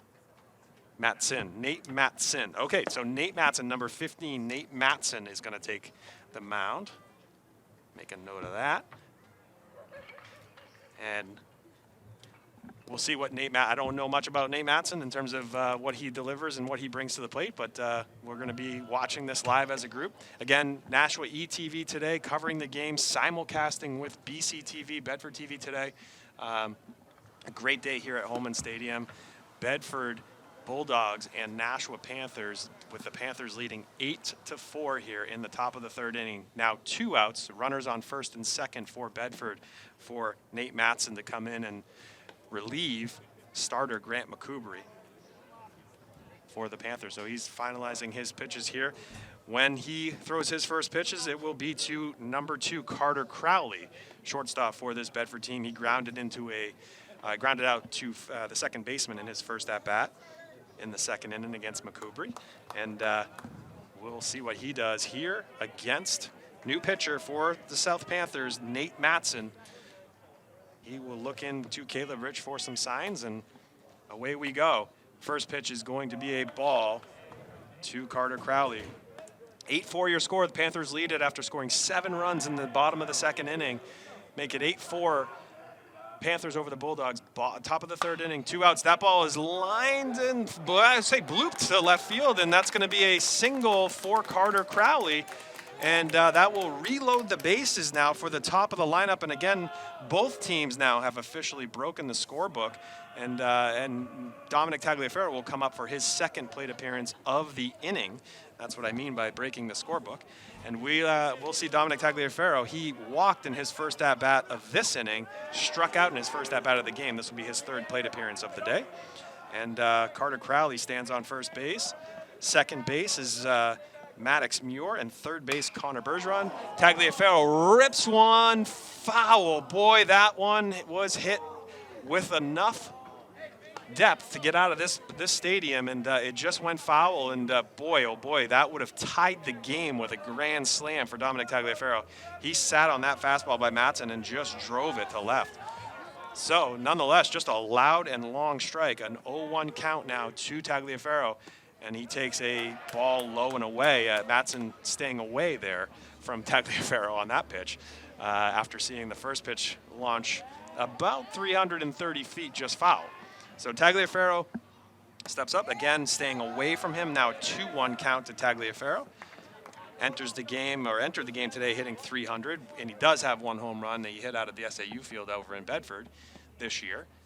And here's the pitch. That's inside, 3-1. Bases loaded, so nowhere to put Tagliaferro right now.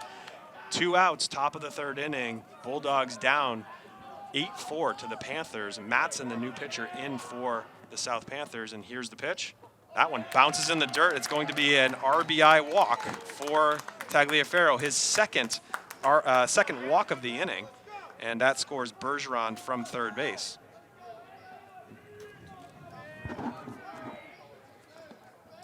Perfect. All right. Just getting some programming notes here. We're going to head to a quick break here after this inning. After the top of this inning, I believe. So that ball is going to be outside. So the hitter now, Aiden O'Connell, having himself a day right now. He's got a triple and a double in this game. And he takes this at bat with the bases loaded, 2 outs. 2 balls outside, and Matson, the new pitcher for the Panthers, having a little trouble finding the plate. And we'll continue to see how this pitching, as Tom King was talking about earlier, a Thursday game, you start to see a little bit of a shake-up in the pitchers and who can do what, when, and where, because the schedules have been so compressed with all the weather changes. And a Thursday game on a school vacation week, a little tricky to see who's going to be playing where and when, why. So bases loaded. Looks like Caleb Rich just trying to settle down Nate Matson right now. Tough spot to come into, being up, but having the bases loaded and coming in relief of McCoubry. And this is just a tough spot for sure. Maddox Muir stands at third for Bedford. Carter Crowley at second base. Dominic Tagliaferro at first base. 5 runs in the inning here for Bedford. And the score is 8-5, though. Panthers still lead at 8-5, but Bedford has made this a game again.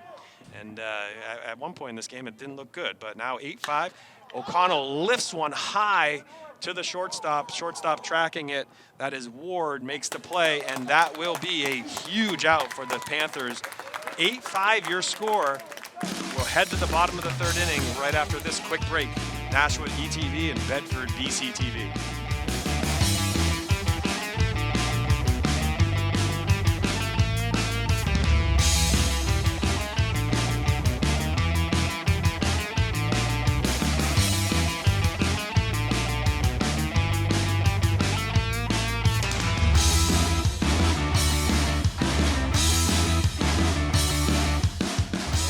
Welcome back here to historic Holman Stadium, where the Nashua South Panthers take on the Bedford Bulldogs here today in a 10 a.m. school vacation week start.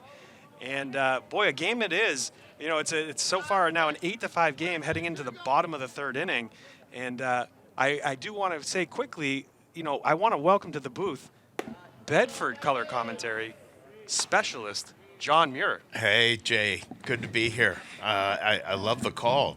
It's like you went to the bullpen. I went to the bullpen. Tom King, of course, we've talked about it earlier on the broadcast. He had to take off and cover another event.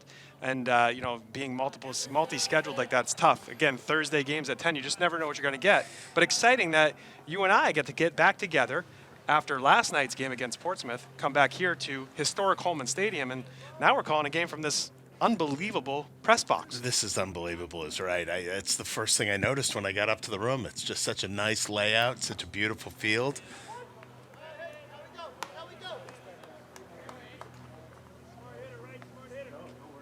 No, it's a beautiful field, beautiful day, and we got a game after that. After the bottom of the second, where Nashua South put up 7 on us. It really, I was getting a little nervous there, but that was a nice comeback last inning, and now we got ourselves a pretty tight ball game here. No doubt about it. So a few defensive notes. We went to break there, and we were kind of recalibrating our broadcast for today. But Bedford defensively has gone back to the bullpen, and back on the mound here is new to the mound is Bowden Smith for this Bedford team. Bowden saw action last night against the Portsmouth Clippers team. He takes the mound again, facing off against that batter, Tanaka, who just earned himself a walk to lead off the inning. So, and you know, Bowden Smith just kind of, again, maybe getting on the mound here at Holman Stadium is something special. And all these pitchers so far, on the Bedford side at least, just kind of trying to figure out how to throw strikes off of this mound and then this game. So right now, you know, Bowden Smith just throws a strike. It's a 1-1 count. We're here in the bottom of the third inning. 8-5 the score, the Panthers leading, and Bowden Smith looking into Dean Adams, the batter for the South Panthers. Dean Adams got a big single in the first inning and then was hit by a pitch in the second inning, and that ended the day for Patrick Foulis, the starting pitcher for the Bulldogs. 1-1 the count. And that ball is hit hard to Bergeron. He catches it on the line and looks back to try to get Tanaka, but Tanaka was a little stealthy getting back to that bag. So he remains on first base, 1 out now. Bedford collects that out on the line drive out to Bergeron at first base. Great alert play. He got a great jump on the ball right off the bat and almost doubled him up there. Almost doubled up. He's had 2 big plays. He had a big diving play yesterday, and then that one a little less of a dive, but in both cases makes the play, and that's the key for this Bedford Bulldogs team. So. Yeah, and Bowden's got that strong pickoff move. He really, we've seen a lot last night in the Portsmouth game. We actually saw a great pickoff by Aiden O'Connell. And I'll tell you, Bowden's move to first base is really rock solid. It is really rock solid, and that, as we were talking there, Tanaka steals second base. It looked like Henry Dubois caught that ball clean, but then almost double pumped. I'm not sure he had a good grip on it as he came up, and then he short hopped the throw and just wasn't going to get there in time after that double pump. You don't have any time there behind the plate to pump, and nonetheless, right after that, Hedquist gets hit with a pitch, and he heads down to first base, and here we go again. 1 out, bottom of the third inning. Now runners on first and second for South. There hasn't been a clean inning really since the first inning. There hasn't been a clean inning for the entire game for both teams, but the first inning was the best inning for the Nashua South Panthers. They only saw 5 batters come to the plate there in that inning, and that everywhere else there's been runs scored, hits, walks, hit batters. I mein, it's been one of those days here at Holman Stadium. So lots of action. Beautiful day down here. I've definitely got to credit Hedquist for just taking that pitch right to the shoulder blade. And the beauty of these guys, they get hit and that hurts, and he just walked it right down to first base like nothing ever happened. Tough kids. Good pitch there by Bowden Smith. But you're right, though. We were talking with Tom King earlier about that. We were talking about just standing in there and taking these pitches. And Tom was mentioning getting hit with a lacrosse ball. But you never show pain as a player. But, boy, when you get back to your car or your home, you know that you got hit by a ball, a lacrosse ball, a baseball, whatever it is. And that ball was hit hard on the ground by Jake O'Connor through the shortstop and third base hole again. And it's going to be an RBI single, scoring Tanaka from second. And here we go again. More runs being put on the board. That one by way of a hard-hit single by Jake O'Connor. And it is now 9-5. Your South Panthers leading the Bedford Bulldogs here in the bottom of the third inning. 11:30 the time on the board right now. An hour and a half into this game. We're just into the third inning. Or just in the bottom of the third. So definitely a long game because of all these runs that are being scored. Yeah, and you notice that ball, he drove it up basically right through the shortstop position. You've got Crowley was definitely shifted over towards second base. There's that huge opening between short and third right now, trying to keep that runner on and protect anything from going up the middle. Yeah, and there's been 2 RBI singles hit that exact way today in today's game, and both of them coming for the Nashua South Panthers. But right now to the plate, Caleb Rich, the catcher, who took an odd foul ball here at last inning, but now steps to the plate, doing a great job behind the plate for the Panthers, and that ball was fouled off. Runner from second base was he taken off there. That he was off and going. That was Hedquist. Yeah, it's like he had a designed hit and run on there for sure. Strong swing at the pitch, and both runners from first and second were on their way right as that ball came off the pitcher's hand. So definitely aggressive on the base pass. Yeah, that's what you got to be. So an 0-2 count now, 1 out, bottom of the third inning. Panthers lead at 9-5 over the Bulldogs here on Nashua ETV and BCTV. A simulcast day here and a special day here at Holman Stadium for both of these teams for sure. And that ball is lined down the third base line, just gets beyond Hinton's outreached arm, and that's going to get into the left field foul territory. Danny Black collects the ball. It's going to be a double for Caleb Rich, and one more run scores for this Nashua Panthers team, and now still second and third, 1 out. for the Panthers. Yeah, and Danny Black, he took a hard slip out there. It looked like on the grass. This grass is so nice. It's potentially got a little moisture on it, or he lost his footing, or maybe he just couldn't plant his spikes. But he went down. I don't think it really cost anything, more than what would have happened. But he seems to be hobbling a little bit out there and left. He is hobbling a little bit, and there's no doubt that we've gotten some interesting weather here throughout New England, especially here in New Hampshire. And these fields have definitely seen their fair share of wet weather. Right now, Coach Chapman has gone out, and he is going to make the pitching change right now. It looks like Bowden Smith's day is complete. He's given up 2 runs here in this inning, some hard hit balls, a walk, and it's going to lead to number 22, Nolan Arnold, to be coming out of the bullpen. Cool experience to be warming up in the bullpen here at Nashua's Holman Stadium, and then being called from the head coach, Billy Chapman, to come to the mound. So Nolan Arnold will take the mound, and we'll see what he can bring. He throws hard, much like McCoubry in terms of his ability to throw, a good velocity fastball, and we'll see what he can bring to the game today. But in the meantime, we'll just talk a little bit, John, about what we've seen from these, from this Nashua South team today so far has been pretty impressive. I mean, they come into the game 2-3. They lost their first 3 games, 1 to Goffstown, 1 to Exeter, and 1 to Trinity, and then they beat Concord and they beat Pinkerton. So 2-3, but the record doesn't tell the whole story. No doubt about that. Whatever it was they were trying to shake off after those first few games, it certainly looks like they did. They've got some really hot bats. I've seen this lineup, come through. When you score 10 runs, you see every kid pretty much who's in the lineup a couple times at least, and everybody has a chance to get the bat on the ball. They're aggressive hitters, but what impresses me the most is that when they're on the bases, they're ready to go, and they're taking the long leads, and they're taking, they are ready to run aggressively on the base paths, and you can tell that the coach has definitely instilled that on this team. It stands out for sure. Yeah, one of the things that Tom King and I were talking about earlier on the early part of the broadcast was, this is a team that last year had a substantial amount of talent, and they just continue to grow. But there's, out of the 9 starters today in the game, not including the pitcher, but there's 8 of them that are seniors. Wow. So, and what's interesting is, the starting pitcher is, those are the hitters in the lineup. So 8 of 9 hitters in the lineup are seniors to start the game.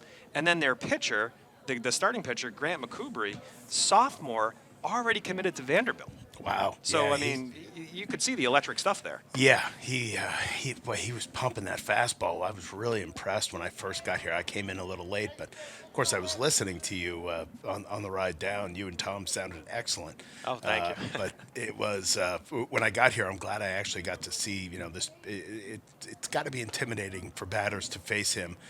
Big, tall, strong kid, just pumping fastballs in there, and his off-speed stuff and his curve was solid as well. We got to him a little bit. It looks like Aiden had some success there, but he's no doubt got a bright future ahead of him. Well, you had two Division I commits. Aiden O'Connell, you're talking about going to Northwestern, and then Grant McCoubry, a sophomore, going to Vanderbilt. So those 2 players, playing at a high level, and you could tell on the field, but. It looks like Arnold has taken his warm-up pitches, and the new pitcher for Bedford, Nolan Arnold, throws his first pitch to Nathan Smith, the designated hitter here today for the Nashua South Panthers, and it's a 1-1 count. 1 out now in the bottom of the 3rd inning, 10-5 your score. The Panthers leading the Bulldogs here. Again, still early in this game. Arnold now throws the 1-1 pitch, and that ball is fouled off. And John, one of the things you'll notice here is the angle of this view. It sometimes fools you. Some of these hits look like they're going into the field of play, and they end up being foul balls. Yeah, it's deceiving. I don't know what it is. It's got to just be. I know you and I are certainly not used to calling a game from up high like this. We're usually right at field level, tucked in a corner somewhere. But yeah, you can tell that ball is it's hard to predict where it's going to go when it comes off that bat sometimes. It sure is. And Nathan Smith goes down by strikeout. So Nolan Arnold comes into the game, runners on 2nd and 3rd with 1 out, and then gets the first batter, Nathan Smith, to strike out for the 2nd out of the inning. And that will bring to the plate Nicholas Shaw for this Nashua South Panthers team. He has walked and flown out to right field in his at-bats today. And Arnold throws his first pitch, and that is a good, solid fastball on the outside edge of the plate. And we have Nicholas Shaw now down 0-1 with 2 outs. And Arnold looks to deliver. Another fastball, almost the exact same pitch, and he is picking away at the black edge of the plate. Yeah, if you're going to get it, you may as well live there. Live there, and we saw early in the game that the umpire was going to give that zone, that call, and the pitchers struggled a little bit to find their accuracy once the game progressed. The starters, Foulis and McCoubry, but again, that one just a little bit more. But hey, he's just trying to find that spot. Keeps picking away at that outside edge, and I'll tell you what, Nicholas Shaw is going to have to commit to pushing the ball to the right side if he's going to try to hit one of those fastballs. Yeah, Nolan's real consistent on those last 3 pitches. That one, and a great pitch there. I love the mentality. He's been working and chipping away at the outside edge, and then just brings a fastball on the inside part of the plate. So just as I say, as a batter, you want to commit to going the other way. The pitcher plays that game on the mind side of the game and then goes inside and squeezes it. He swings through, fouls it back, squeezes it as Henry Dubois. And Nolan Arnold comes in and just strikes out the 2 batters. And here we go, back to the top of the 4th inning with the Bedford Bats now trying to come back alive on the field. 10-5 your score, and the Panthers lead the Bulldogs here heading to the top of the 4th. Yeah, impressive pitching from Nolan Arnold. I haven't seen much of Nolan this year on the mound, and I'll tell you, his velocity was great. The movement on his fastball was definitely deceiving, and he was definitely able to paint that outside corner. It definitely worked out well for him, and was able to get out of that jam in the inning. So yeah, a good kind of outing here, or first outing for Nolan Arnold, at least in today's game. He comes out, gets 2 quick strikeouts, ends the threat, and kind of ends the rally that Nashua South was putting together. But you look back at the innings here, Bedford in their first 2 innings don't score any runs off starter McCoubry, then get to McCoubry a little bit and score 5 runs in the 3rd inning. And then but the Panthers have consistently been putting runs on the board, and crooked numbers at that. First inning they scored 1, and then in the 2nd inning they had that big explosive inning with scoring 7 runs, and then that inning again scoring 2. So again, just trying to find that clean inning is the Bulldog team, trying to get 3 outs without allowing a run.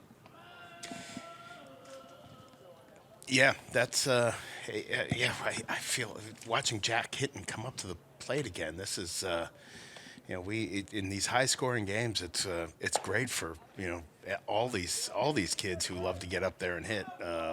They're just working through the lineup one after another. So we'll see if Bedford can keep up the momentum that they've built here in the last couple innings, or last inning especially, putting up 5 runs.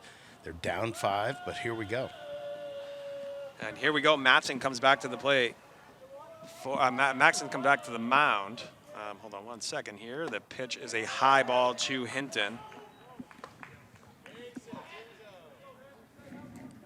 And as is the case with sometimes things during the day on a Thursday, things are got to respond to, so my apologies there. So Matson comes back to the mound here with Hinton coming to the plate. A 2-0 count now to Hinton here in the top of the 4th inning.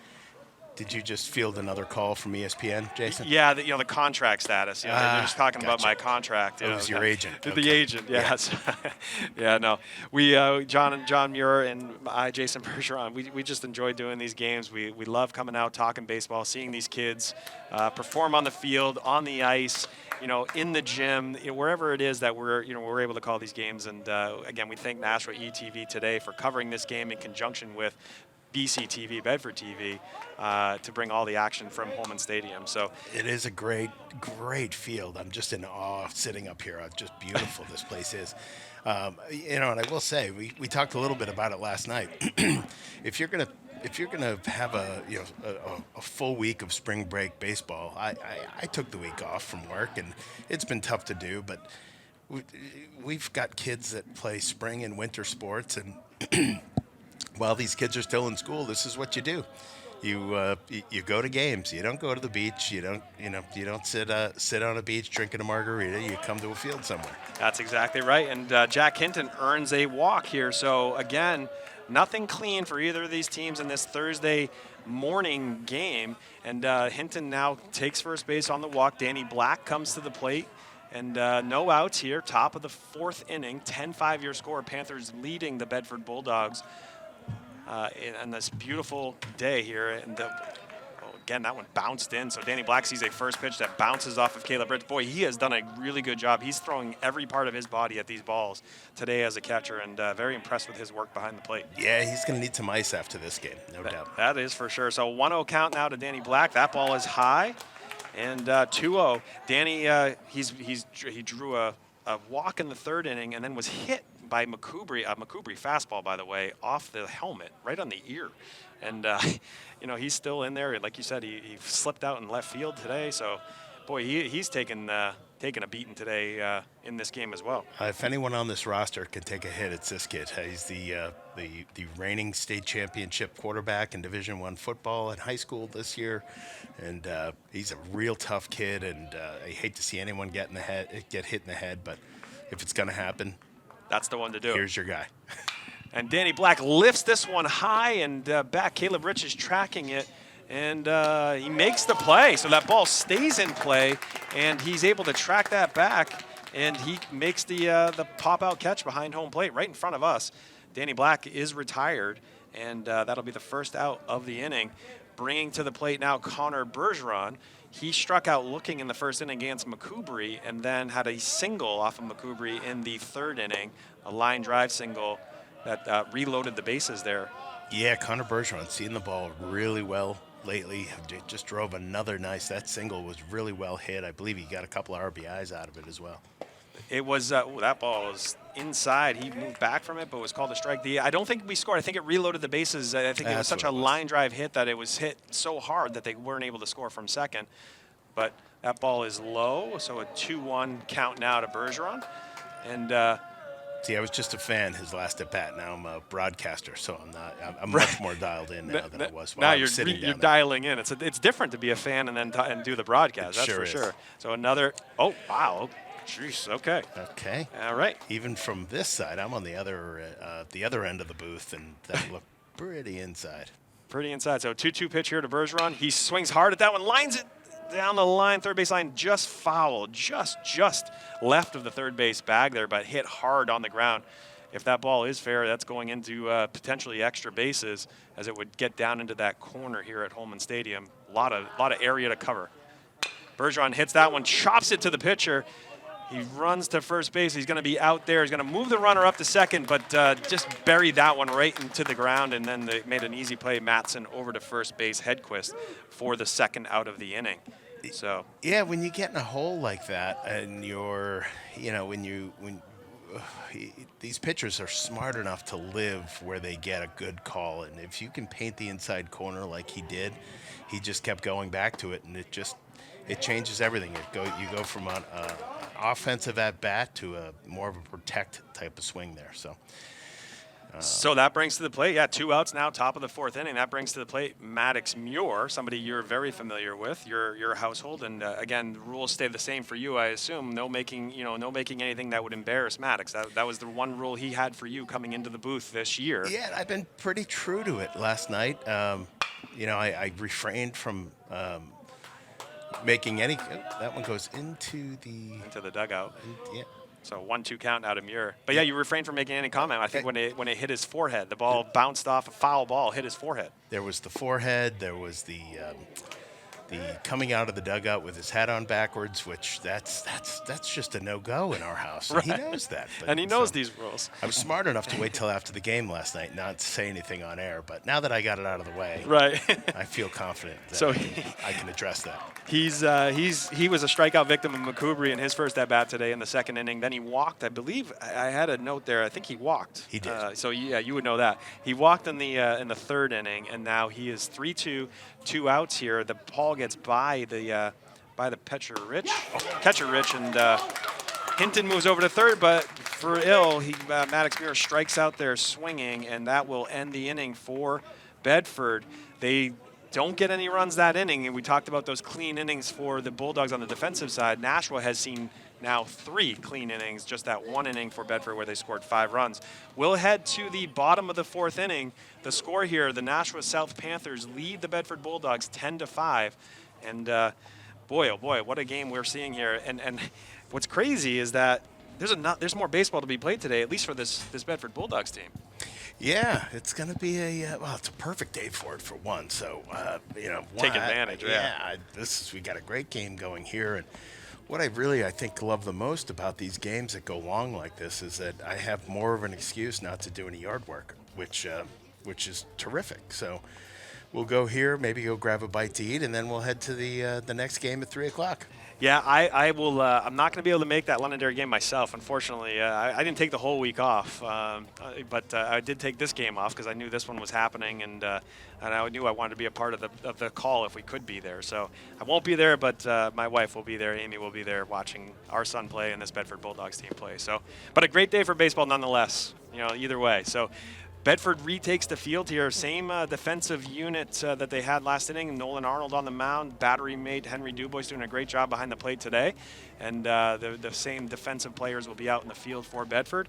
They will be facing off against the number 9 hitter, Hunter Ward.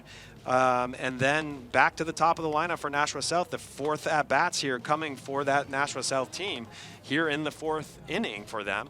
There'll be Devin Sawyer and Casey Tanaka following Hunter Ward when we get play resumed here. But beautiful day at Holman Stadium again. Can't thank Nashua ETV enough, as well as Bedford BCTV today for covering this game in simulcast fashion. Tom King started the game off with me here in the booth, and now we got John Muir on the headset again. Both of us being from Bedford, calling the Bedford side of the games more frequently. And we're excited to be here. Camera operator Tim O'Neill, field engineer, executive producer Pete Johnson, and from Nashua ETV here as well, helping us bring you the coverage, and studio engineer Andrew Fenn over at BCTV, covering the game on the BCTV side. So again, thank you to everybody for just allowing us to be a part of this and for bringing all this coverage to you today. So bottom of the 4th, Hunter steps to the plate. Hunter Ward, that is, steps to the plate, and 1-1 count now to him. He turned and squared the bunt there, John, and maybe just trying to get a base runner on again for Nashua to bring up the top of the lineup. Yeah, Nolan, he's a real unflappable kid. I've known Nolan for many years. That ball was driven, but again, foul. Off the bat, it looked like it was going to be into the down the line, but that one well foul. Yeah, Nolan doesn't get rattled very easily. He just is a steady Eddie. He's up there. He's just going to make his pitch, and if he has a bad one, he's going right to the next one. He doesn't dwell. His body language is always the same, and he's a heck of a player. He's throwing the ball great right here. That ball is hit hard on the ground over to Carter Crowley at shortstop. He comes across the diamond. A good scoop over at first base by Connor Bergeron, and that will be the first out of the inning for the Bedford Bulldogs. Hunter Ward retired from Crowley to Bergeron. And again, a good play. Defensively, we struggled. The Bedford Bulldogs have struggled a little bit today on the defensive side of the ball. They just, fighting this field. Tom King was talking a little bit about this field, just playing a little bit different, maybe a little bit more true than maybe some of the other fields. And it does take a little bit of time for these defensive teams coming in here to make their adjustments. Yeah, the field is just, like you said, true, I think is the perfect word for it. I mean, it's just so well maintained, and you see Nolan living on that outside edge of the plate again on that pitch. Yeah, that's what you want to see from Nolan. He brings a good velocity. He does change speeds well, but when he's picking points and hitting the corners of the plate, that's when you see him at his best. And so far today, so good. I don't want to give that broadcaster's jinx, but that's another pitch right in the same spot. I mean, looking at it right over the plate from our position, those pitches are just right on the outside edge of the plate. These hitters for Nashua South just have to commit to pushing one out to right field, and Aiden O'Connell's out in right field. So there's not many options here as a hitter. Yeah, and you can see our second baseman playing deep in the hole, almost set up for that outside pitch. With Nolan going there, something's going to get over. It's going to be really hard to pull that outside pitch down the left field line. It sure is, and that ball is, there it is, the one that's going to be in foul territory, popped up. Bergeron tracking it, makes the catch to make the second out of the inning here. So a pop out to Bergeron by Devin Sawyer, and that'll be the second out. And Again, I'm not going to say it, but 2 outs here, no runners on for the Nashua South team, and Bedford looking to close out this inning and hopefully put a 0 on the board for the Nashua South Bulldogs. Yeah, I don't want to go with the broadcaster's jinx like I did last night. So. Right. Well, you did call for late inning heroics last night. You just called it for the wrong team, unfortunately. So Nolan Arnold now facing off against Casey Tanaka, his 4th at-bat of the day. He has struck out and walked twice. He's also swiped a few bags here as stolen bases, so he's definitely got some speed. You don't want this speedy runner on the bags. So Nolan Arnold starts him off with a ball, then comes back with a strike. Now moving to the other side of the plate. Tanaka, a left-handed hitter, and moving to the other side of the plate and working the outside corner still. So Nolan doing a good job so far. 1-1. That ball just low. Oh, boy, just low. I thought that was going to get the strike call, but boy, we are so much more elevated, so the angle of the play, it's a little bit different to tell the heights of these pitches. We'll trust the umpires here. 2-1 the count. Here's the pitch, a little bit too far outside, so 3-1 now to Tanaka. 2 outs here, bottom of the 4th inning, nobody on base. 10-5 your score, Panthers leading the Bedford Bulldogs. Here on a beautiful day at Holman Stadium, a 10 a.m. start to this game today. And here's that pitch. Oof, it looked like a good pitch, but that is the 3rd walk of the day for Tanaka. So I mean, definitely a player that is going to be very, very picky in terms of the pitches he swings at, but his on-base percentage through the roof. Yeah, his patience is definitely, he's not going to swing at something he does not like, and he's obviously got a great eye with this 3rd walk of the day. So now 2 outs, runner on first base is Tanaka. That brings to the plate number 7, Dean Adams, a big left-handed, powerful hitter. He had a big single in the 1st inning. He was hit by a pitch in his 2nd at-bat in the 2nd inning, and then lined out to the first baseman Connor Bergeron for Bedford in his 3rd at-bat of the game. So takes a first pitch strike there. And again, a strike. So that I would tell you, to these lefties and these righties, Nolan Arnold just continues to live on the outside edge, and I'd love to see him, if he can control that pitch that way, I'd love to see him bust one inside now with all these hitters now starting to look a little outside. Here comes that 0-2 pitch. Tanaka takes off. Ball's outside. Dubois throws it down to second base, but not going to be in time there. Great throw there by Dubois right on the bag. But just Tanaka has too much speed. Yeah, and he was gone. I'm having flashbacks of watching him take off like that of Ricky Henderson rounding these bases back when he was, I believe, playing for the Nashua Pride. Is that correct? Yeah, that is correct. Wow, they're going way back. Blazing speed. Way back. And there's that pitch on the inside edge, but Dubois throws behind him. He's got Tanaka caught in a rundown. Great. Oh, and Hinton misses the throw from Crowley, and Tanaka's going to score a run. Wow. Yeah, you start throwing the ball around like that. What a great play to get it down to Crowley. They got the runner in a jam, and unfortunately, third base just couldn't come up with that ball. Yeah, so Tanaka, he took a sizable lead after the pitch, and Henry Dubois has a great arm from behind the plate. He threw it behind the runner, Tanaka. Carter Crowley catches it, and, the next throw just is going to Hinton, and I'm not sure if Carter just kind of threw it offline. Hinton didn't pick up the ball. Something happened, but that ball gets way away from the play. And I guess it does matter, yeah, because I thought that ball was going to get down. But that will end the inning, but one more run scored here. Tanaka scores another one. It's now 11-5, Nashua South Panthers leading over the Bedford Bulldogs. A tough play there that cost that extra run, but hopefully that doesn't come into play, because hopefully at least for the Bedford listeners, Bedford comes back here and starts putting more runs on the board. Yeah, those are the little things, fundamentals we all talk about, right? You make a couple of good moves, and if the ball gets away from you, it could lead to trouble, and that's put another run up on the board. I mean, it's too bad to see for our pitching staff, because Nolan was really throwing strikes there and had great command, but you can see what a walk can turn into. Yeah, those things happen. So we head to the top of the 5th inning here at Holman Stadium. Nashua Panthers lead. We'll be right back after this quick break.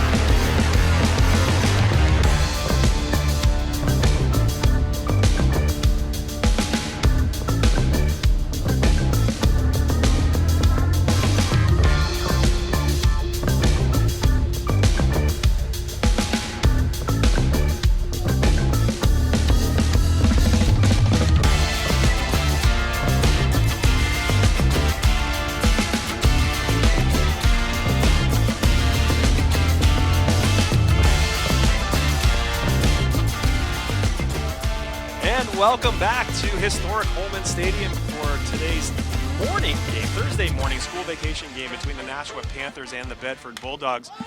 We come back to you here in the top of the 5th inning with the Bulldogs losing currently to the Nashua Panthers 11-5. And coming to the plate, Nate Matson is the pitcher for this Nashua South Panthers team now. And coming to the plate is Jake Oster. And Jake Oster seeing his third at-bat of the game. He popped out to the third baseman in foul territory in his first at-bat, then struck out looking in his second at-bat. And that one is driven on a line to left field, and that's going to be a leadoff single for Jake Oster. Great at-bat, great piece of hitting there, John, and good to see Jake on the field and making great contact. Yeah, on the field, in the lineup, he's certainly hitting the ball well from what I've seen this season. I haven't been to all the games, but he's done a nice job and made great contact there. And that will bring up Henry Dubois, number 11, the catcher for this Bedford team, freshman Henry Dubois. And he's just, he's done well today. He's done well behind the plate. He's got a single in this game, and he had a sac fly. He flew out to right field, but it was a functional out, scoring that run from third base. And he takes a first pitch strike from Matson. Yeah, good. Watching him lay off the curveball. Now he went for that fastball as he should have. Just got under it. Hits a high foul ball right behind the plate, right in front of us. Interesting, though, that foul ball, we were talking about the differences in fields. That foul ball at the SAU field is potentially caught by catcher Caleb Rich for Nashua because there's so much more room. But Dubois takes that pitch and lifts it to center field, and that one's going to be settled under by Tanaka. He makes the play, and we have an out in this top of the 5th inning.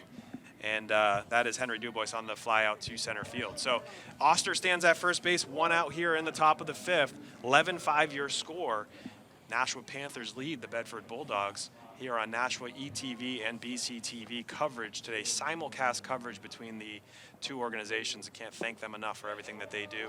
I'm Jason Bergeron here today with John Muir in the booth, and we started the game with Tom King from Nashua, and John Muir has come in. We called in a relief pitcher when Tom had to go to another event, and John Muir in the booth here. That ball gets away. Oster's going to take second. Yeah, and that looked like there was some confusion there on that pass ball. I think the catcher just lost it or maybe thought that it bounced somewhere out of play, but was able to track it down and was able to move the runner.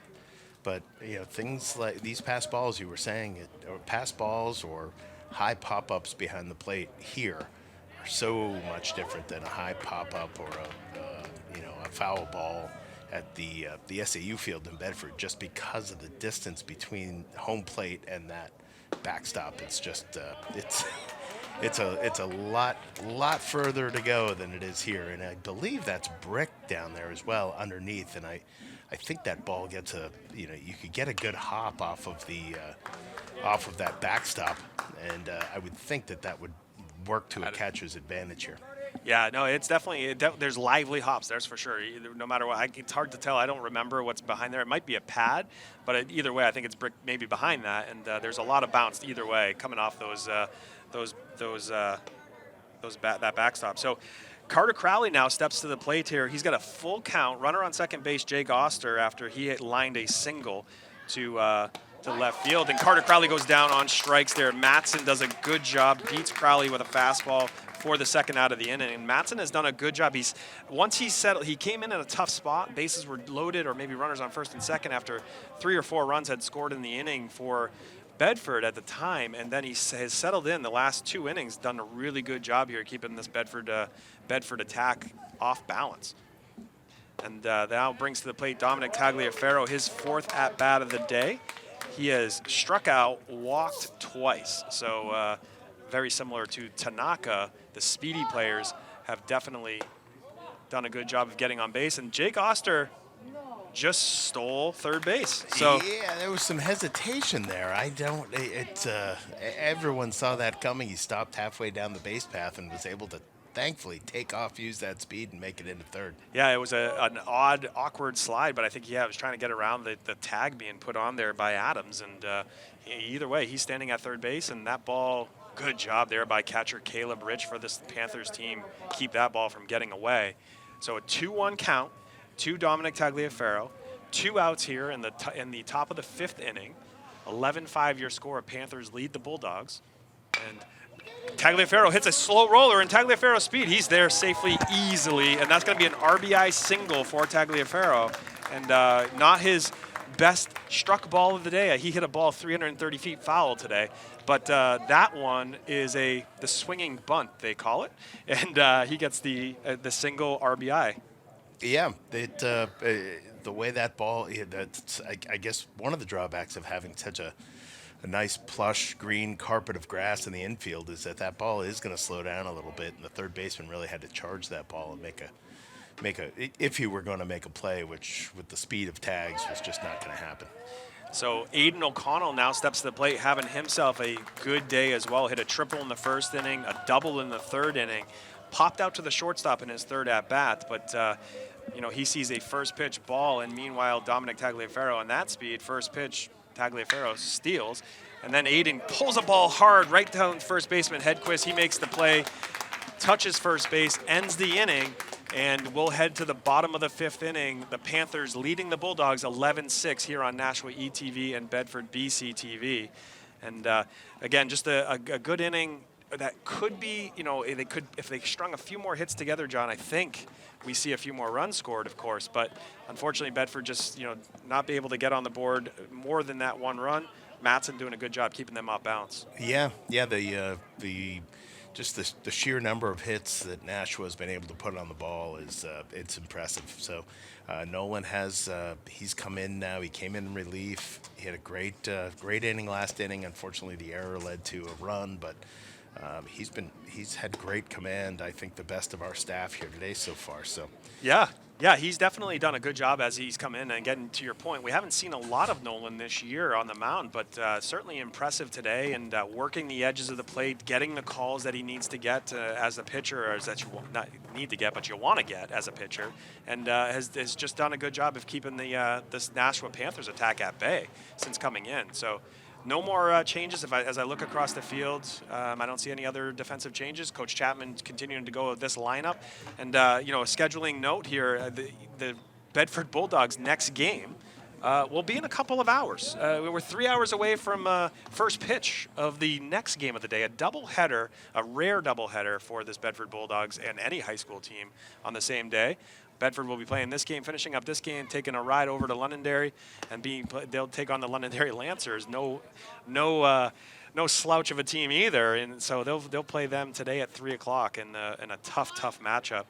Nashua, of course, their next game will be tomorrow against Manchester Memorial at 4 p.m. So after this game, they'll take a nice break and be on the field tomorrow.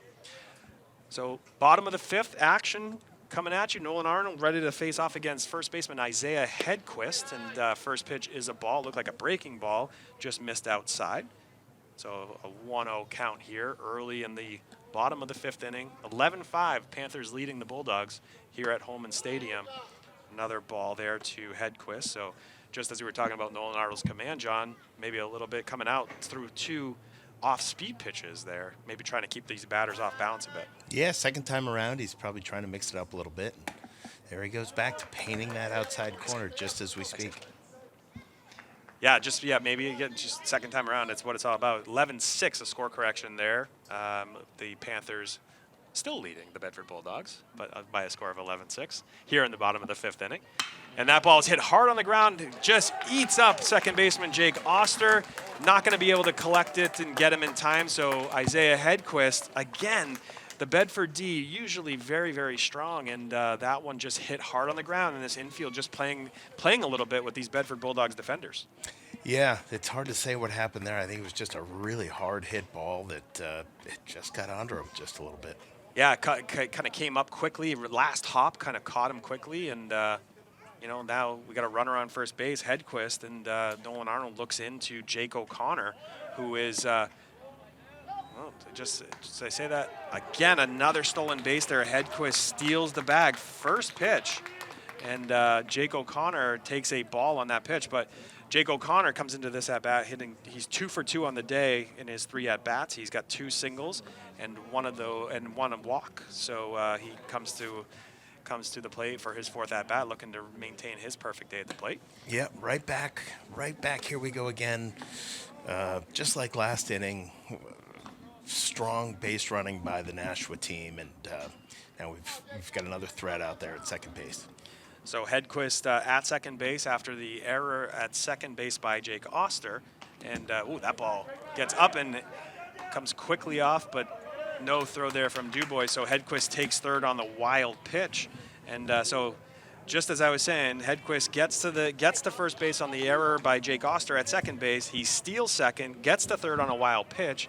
And the count now to Jake O'Connor, 3-0. And I'm pretty sure he's taken here. No outs at bottom of the fifth inning, 11-6 your score. And Nolan Arnold throws that strike that we've seen probably 10 times today on that outside edge of the plate so far from Arnold. Yeah, and a 3-1 count.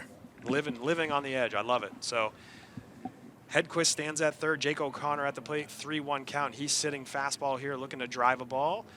And he does, and that ball is lifted deep to left field. Danny Black chasing it back, and it just hits off the high brick wall at the 307 number in left field, and that just missed by about a foot of being a two-run home run. Instead, it's a one-run double. Boy, he got all of that one. I mean, he just but like you said, 3 feet higher, and that thing's gone. That I like that short wall out there, 307 to left. It really does. I mean, 307, that is definitely a short wall. And but, again, like that ball just missed. It hit just to the left of the 307 numbers on the wall. And that, again, sitting on a 3-1 pitch, Jake O'Connor just drove that ball. And double, a one-run double. And I'm just watching as Caleb Rich, the catcher for this Nashua South team who's done so much behind the plate, needed ice before that at bat, will need more ice because Nolan Arnold just hit him off the shoulder. He's been hit with pads on, without pads on. The Rich family is definitely going to need to stock the freezer for Caleb tonight for sure. So Coach Chapman taking a look down at the bullpen, and it looks like he was just verifying that the pitcher that was warming up is ready to go. He is going to make a change here, and it is left-hander Ryan O'Connor who will be coming into the game now from the bullpen. So Coach Chapman making a lot of changes today. There's a lot of pitchers on this team, and boy, do they need them all. Playing last night against Portsmouth, Aiden O'Connell started that game, and then Steele Lambert came into that game. Bowden Smith came into that game. Now today, you got a game at 10 o'clock, started by Foulis, and unfortunately Foulis got chased early in this game. And then it's been relying, Coach Chapman and Coach Fox have been relying on the rest of the arms. So far, seeing Bowden Smith, Steele Lambert, Nolan Arnold, and now Ryan O'Connor comes to the mound, and will take the mound for this Bedford Bulldogs team. Yeah, and you have to think that this change is just based on sheer numbers. We're going to need some arms here going into the afternoon. And Nolan, I thought, had great command. He was just painting those corners and getting outs. The couple of base runners that did come around were really through no fault of his own. We had an error. We had another run score on an error, on a throwing error. So I thought he had a really good showing on the mound today, and I'm sure we're just trying to keep the numbers low so that hopefully we can go back to Nolan and either later this afternoon or again real soon. Yeah, I don't know all of the rules of pitchers. I don't have a pitcher in my household, so I don't have all those rules kind of offhand. And it's pretty rare where you see a situation where you have a doubleheader in a day. But I'm sure there's probably rules of pitching in a day. But I'm not sure if it crosses into multiple games in the same day, or if it's kind of just the day that matters. So it'll be interesting to see how Coach Chapman and Coach Fox make the adjustments heading into that Londonderry game. But again, 12-6 here, the score so far. The Panthers leading the Bulldogs here in the bottom of the fifth inning, and now Ryan O'Connor takes the mound after Nolan Arnold's had that almost home run hit off of him by Jake O'Connor, then was hit by a pitch, or hits Caleb Rich with a pitch. And that brings Nathan Smith, the DH, for this. No, it looks like there's a pinch hitter here. So this is number 8, Aiden Stevens, pinch hitting for Nathan Smith. And Aiden is getting his first at-bat here, facing left-hander Ryan O'Connor for the Bedford Bulldogs. That ball gets away from Henry Dubois, and that's going to move the runners up. The runners on first and second now move to second and third. That is Jake O'Connor and Caleb Rich. Just ball bounced in the dirt. Couldn't tell if it was just short hopped here from this angle, but runners on second and third nonetheless. No outs, bottom of the fifth inning. The Panthers leading the Bulldogs 12-6 here at Holman Stadium. O'Connor looks into Dubois to get the sign, and that ball is lifted, foul. Hinton's got a long way to run for it, and it just drops just in front of the tarp over there on the third base line. Yeah, that last pass ball looks like it just skipped in a little bit and got away from Dubois. Okay, so pass ball there. You said the word. I wasn't sure if it was passed or not, so we'll make that note on the unofficial scorecard, I guess you call it. So 1-2 the count here to Aiden Stevens. Aiden looks like he was subbed in for Nathan Smith here by the South Panthers, and he strikes out looking. That pitch just caught the outer edge of the plate, and we've seen the umpire give that call all day long. These batters need to adjust. That's the first time Aiden Stevens, though, has been to the plate. So, and you have to believe that these pitchers, as they come off, are telling their teammates, just live on that outside edge, and you're likely going to get that call today. So that brings to the plate Nicholas Shaw. Making sure now as we get deeper into the game, I have the numbers right, but this is number 1, Nicholas Shaw at the plate. He is walked, flown out to right field, and struck out in his 3 at-bats. Runners on second and third here for the Panthers, threatening again. Oh, that ball bounced well in front, and the runner comes in, and he's going to...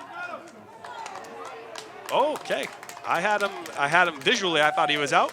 I thought O'Connor got the slide tag on, the swipe tag on there from Dubois, but the umpire disagreed, and that is going to be another run here for the Nashua South Panthers, giving them their 13th run of the game on that wild pitch by O'Connor. Yeah, it looks like his foot just slid under the tag, and I think as O'Connor came down, he got him up closer to the knee, and the foot just got under the tag, and that's just the angle I have over here on this side of the booth. I don't know what it looks like over where you are, but I had a pretty good eye on that, and he did look safe. Definitely an interesting setup here calling the game. You are probably 30 feet to my right in another room. Yeah. So, it's for those fans listening into us today, typically we're standing side by side having conversations about these games, and we have the same viewpoint, but at this point, we're a little bit separated, and we're watching the game differently.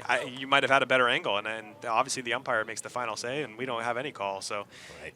Either way, it's 13-6 now, your score here at Holman Stadium. O'Connor facing off now still against Nicholas Shaw, and it's now a 3-2 count to Nicholas Shaw. And O'Connor just looking to find any ways to get outs, and I'm sure this Bedford team, again, just continues to just dig deep and try to find ways to get outs. There comes O'Connor with the payoff pitch. That's fouled off by Shaw. Good fight here shown by Shaw. Again, he's walked, flown out to right, and struck out in this game so far. Senior left fielder for the South Panthers team. O'Connor brings the pitch, 3-2. And that ball gets away from Dubois as well, and the runner from third comes in. Dubois fires it up the first base line, and again, just trying to make a quick play there, but that's going to be another run scored for this Nashua South Panthers. 3 so far in the inning, 14 in the game. And again, I think Tom King said it best when we were here earlier. It's a Thursday morning game. Boy, you're going to see all kinds of different things happen in these games with different pitchers and different things going on with the game. And I think we're definitely seeing a different Bedford Bulldogs team today for sure. Oh, are we ever? So Nicholas Shaw gets the walk, and that brings up Hunter Ward. Again, it looks to be Hunter. He reached on error in the first inning, walked in his second at-bat, and then grounded out to the shortstop in his third at-bat of the day. So currently 0 for 2 on the day. Takes 2 strikes. He's quickly down here, 0-2. 1 out, bottom of the fifth inning here at Holman Stadium. O'Connor delivers. That ball is way outside. Just looks like a breaking ball that slipped out of his hand. And that's going to move Nicholas Shaw up to second base. 14-6 your score. The Panthers leading the Bulldogs here. Yeah, the boys just have to settle down a little bit and just go back to fundamentals. At this point, you don't even worry about the base runners. You worry about just getting the ball over the plate, catcher keeping that ball in front of him, and just getting the next out. We've only got 1 out here. Just go live pitch by pitch. That ball is driven to left field. Danny Black settling under that, making it look easy out there in left field. So a fly ball to left, And Hunter Ward is out for the second out of the inning here for this Bedford Bulldogs defense. And Ryan O'Connor looking to close out this inning, trying to get away from just no more runs scored, but already 3 in. Again, a crooked number put up on the board by this Nashua South Panthers team. And that's the 9-hitter, senior Hunter Ward, putting a good swing on the ball. I mean, the 1 through 9, this squad really hits the ball well. Absolutely. So that ball bounces in the dirt and gets away from Dubois, and that will move the runner Nicholas Shaw up from second to third. And again, 2 outs here. That's another ball. Dubois looking a little frustrated behind the plate here. I think they should maybe have a quick chat at the mound. But those certainly a number of pitches that are kind of bouncing in there, and I think they're catching Dubois a little bit off guard. Yeah, it's Henry is a freshman catcher, does a great job blocking the ball, catching the ball, and Ryan O'Connor is a pitcher that throws a lot of off speed, a lot of pitches that move, and especially those pitches that are bouncing in front of the plate with all that movement. Those can be, you're constantly in block mode, right? So that might be something to kind of keep an eye on here as this inning progresses. But now 3-0, the hitter for the South Panthers is Devin Sawyer. He's going to walk before I can even go over what he's done in this game so far. But quickly, he's reached twice on error, and he flew out to center field and popped out in foul ground to the first baseman here. And we've seen in these first and third situations, even in this game, we've tried to throw down and get that runner at second, which has led to another run. So we'll see if we go back to it here. I don't think there's any doubt that the runner will be going, but not on this pitch. But Devin Sawyer, their leadoff hitter too. So with all that speed, you got to assume that he's got a ton of speed. Yeah. With all that speed, you got to expect that he's going to be off at some point. But the lefty on the mound, so keeping him a little bit closer. There he goes. Again, O'Connor picks him off. Bergeron throws it back to second. Then the throw comes home, gets away from Dubois, and no outs. Score. I'm not. You got a player. Yeah, I guess they were just trying to stop that run from scoring there, but. So a pick, just an odd play there, but the run scores. The runner now, Sawyer stands at second base. The 4th run of the inning scored by this Panthers squad. Now 15-6 the lead. That was the classic Little League first and third play, right? You get that player on first, get him out there, get him in a pickle, and while the runners, you just hope that leadoff hitter has enough time to stay alive and not get tagged out, so you can get that run across the plate before he is tagged. With 2 outs, was it planned? Who knows? But it certainly worked for the Nashua squad, and now they lead 15-6 here. So, and Tanaka goes down swinging there. So Tanaka goes down for the 3rd out of the inning, and that closes the books on the 5th inning here. 4 more runs scored, though, for the Panthers, and they lead it 15-6 here at Holman Stadium. Heading to the top of the 6th inning for some more action on Nashua ETV. We'll head to a quick break and be back with you right after that.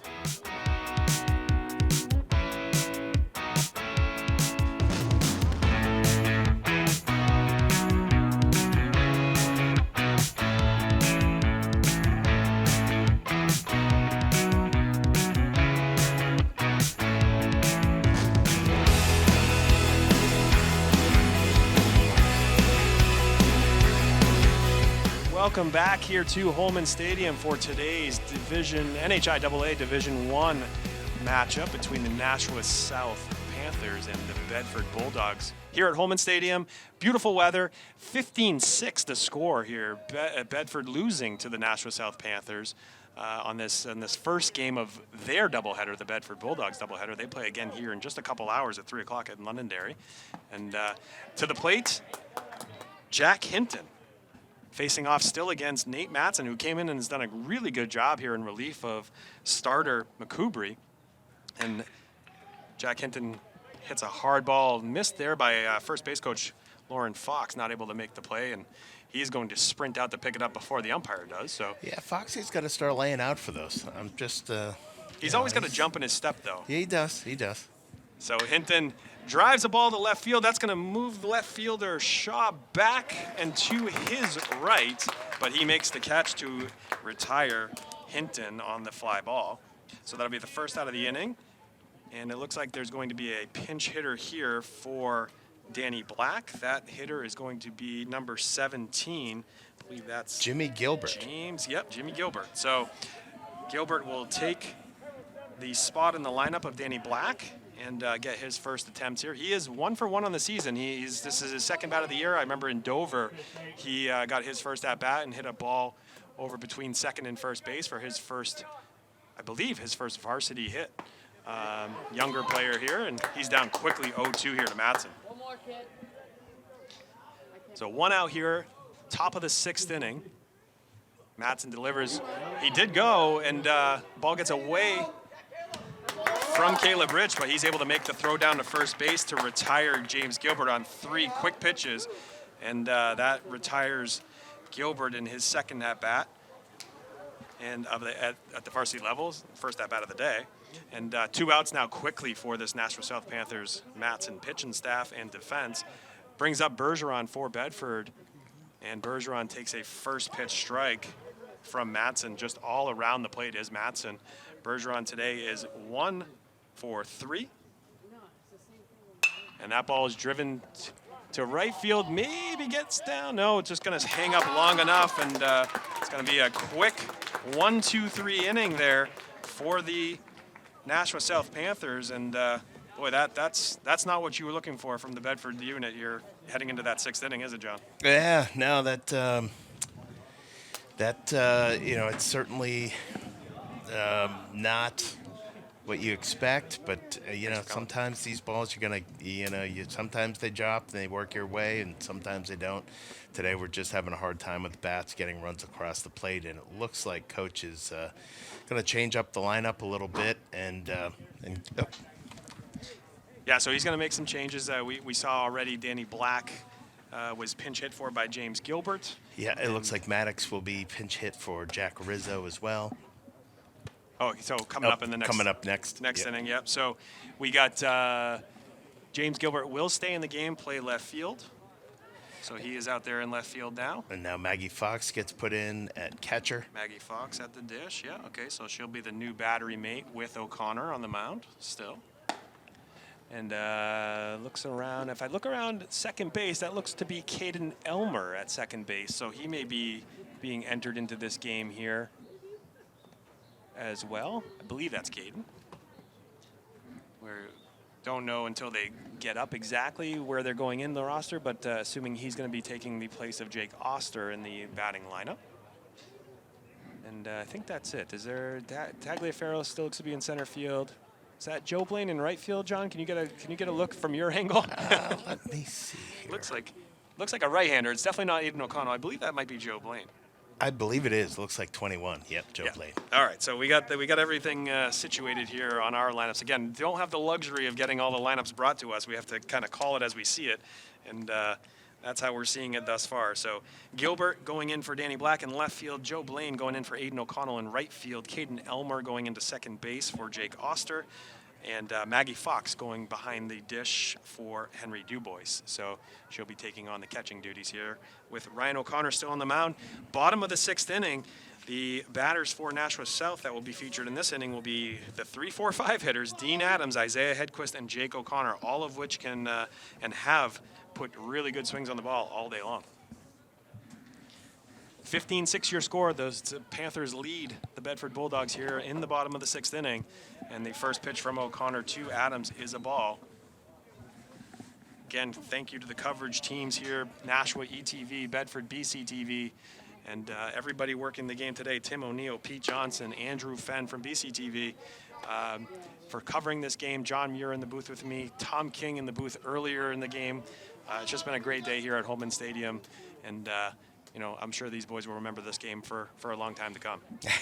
Yeah, anytime you give up 15 runs is certainly a memorable outing for sure. Memorable outing on the offensive side of the ball for the Panthers, and then on the defensive side of the ball for Bedford, memorable in a different way. So 2-1 the count here. And, I did say that it was Isaiah Hedquist, but it does look like Nashua making some changes here again. So Logan Fear, who we thought was warming up earlier in the game, is actually getting an at-bat right now in place of Dean Adams. So this is Logan Fear at the plate. He is currently up 3-1 on the count.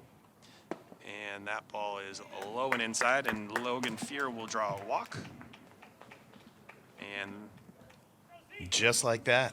that was so. Logan Fear goes in for Dean Adams and draws the walk. Now number 9 Isaiah Hedquist steps to the plate. He is not being substituted for. So first baseman Isaiah Hedquist has walked, struck out, got hit by a pitch, reached on error, and sees a first pitch ball there as well. Yeah, and we'll see. I mean, for me, it's just been the Nashua squad on the base paths have just been so aggressive. We'll see if he takes off here this late in the ball game, but I wouldn't be surprised. Another ball there to Hedquist, so 2-0 the count. No outs here, bottom of the 6th inning. Runner on first is Logan Fear. O'Connor watching him closely, brings the pitch to the plate. Hedquist lifts that one foul and back into the seats here at Holman Stadium. And that ball lands in front of a group of fans. A good for a 10 a.m. game, definitely a good little draw here. Yeah, I was Fans from just both thinking the same teams. thing as I've watched that ball. Not a bad turnout. You know, it's hard to pull a 10 a.m. Thursday morning baseball game off. Oh, that's coming right to me. That's coming. Can you make that catch? Almost, just to the right. That was right at you. Again, a little different setup here at Holman Stadium. I'm, right behind home plate, but my color support, John Muir, is about 20 feet, 30 feet to my right in a different room, the way that the setup is. And it's just, great vantage point to call a game. And, but it's a little bit different when you're not side by side. It is, and it's easy to get caught kind of daydreaming in this park. It's such a beautiful place that I'm over here by myself, over in this room, and there's a good bobblehead collections here. We've got a Tom King bobblehead. I've got Kendall Reyes bobblehead. Who else do I have here? Ryan Sullivan bobblehead. So, there's all kinds of things to pull you off your game in this broadcast area. For me, I have a hard enough time paying attention, and on a game like this, you're looking for things really to look at, to look at and call out. So, I mean, in a historic park like this, there's no doubt that there's so much history, and some of those bobbleheads are part of that history, right? And with the Nashua Pride, as you mentioned earlier, the Silver Knights that play here, there's just so much history. And I remember as a kid coming down here and watching the Pride play games. So just a fun park to be in, fun park for these players to play in. And right now, runners on first and second for the Nashua South Panthers, both by way of walk. O'Connor struggling to find the plate a little bit, and that is a third ball to the hitter, Jake O'Connor, not the new hitter, but the next hitter in this inning. He has seen 3 straight balls from O'Connor. Maggie Fox takes a second to good job by walk Maggie out there and just settle him. Yeah, just have a quick conversation, settle him a little bit, quick reset. You can see a deep breath out there on the mound, and now we're back. 15-6 your score here. Panthers leading the Bulldogs, bottom of the 6th inning, and that is going to be low. Wow, okay. That looked like it caught enough of the plate. Yeah. And that's going to be the third walk of the inning issued by O'Connor, and that loads the bases with no outs. And there's a little bit of some riled up play or some yelling from the Nashua bench, and that alerted me to the fact that there's a pinch hitter coming to the plate. So number 17, Ryan Arneson, is coming up. So he is going to be hitting for catcher Caleb Rich. Caleb Rich has done such a good job behind the plate for the South Panthers today, and got hit by a pitch. I mean, we were talking about him earlier needing some ice. Yeah, no doubt there. With bases loaded, we've seen a couple of good pitches from O'Connor, but it's just been a little inconsistent, so he's not quite getting those same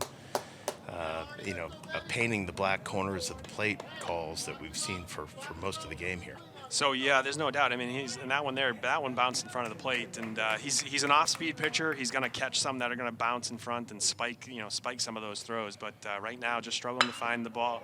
Strike zone. And that one's going to get through that shortstop, the drawn-in infield there for Bedford Bulldogs defense, and that's going to be a walk-off single, RBI single for Ryan Arneson on the pinch hit side of the game, and that's going to make it a 10-run rule game. That's a walk-off single for the Nashua Panthers. So the end of the game, we reached the end of the game here at Holman Stadium. Nashua Panthers beat the Bedford Bulldogs 16-6 in the 10 a.m. start here today. Want to thank Nashua ETV for their coverage today. BCTV as well, simulcasting this game from the home booth. And I am Jason Bergeron. Started the game off with color commentary by Tom King. Also joined in the booth today by John Muir. And I want to thank Tim O'Neill, Pete Johnson, and Andrew Fenn for today's coverage as well. What a great game. Again, a historic field to call a game at, to watch a game at. Not the outcome, if you're a Bedford fan, not the outcome we were looking for. But for the Nashua South, they now move to 3-3 on the year. Bedford moves to 3-4, and Bedford doesn't have much time to think about it because they're going to be driving over to Londonderry and playing another NHIAA game today at 3 o'clock. But Nashua will head into tomorrow to play the Manchester Memorial team at 4 o'clock. So, and Jason, you've done such a great job of thanking everybody. I want to make sure that I thank you for the excellent job that you do and the time that you dedicate to doing this. It's a lot of fun, and I know you love it. You're great at it, and I'm glad you had me. So thank you for all you do, and thanks to the team up here. Really nice to meet everyone, and what a great opportunity this was. Unfortunately, the game not so much if you're a Bedford fan, but if you're a Nashua fan, that's a great win. That's a good team opener. And that'll do it. Thank you, John, again, and that'll do it here from Holman Stadium.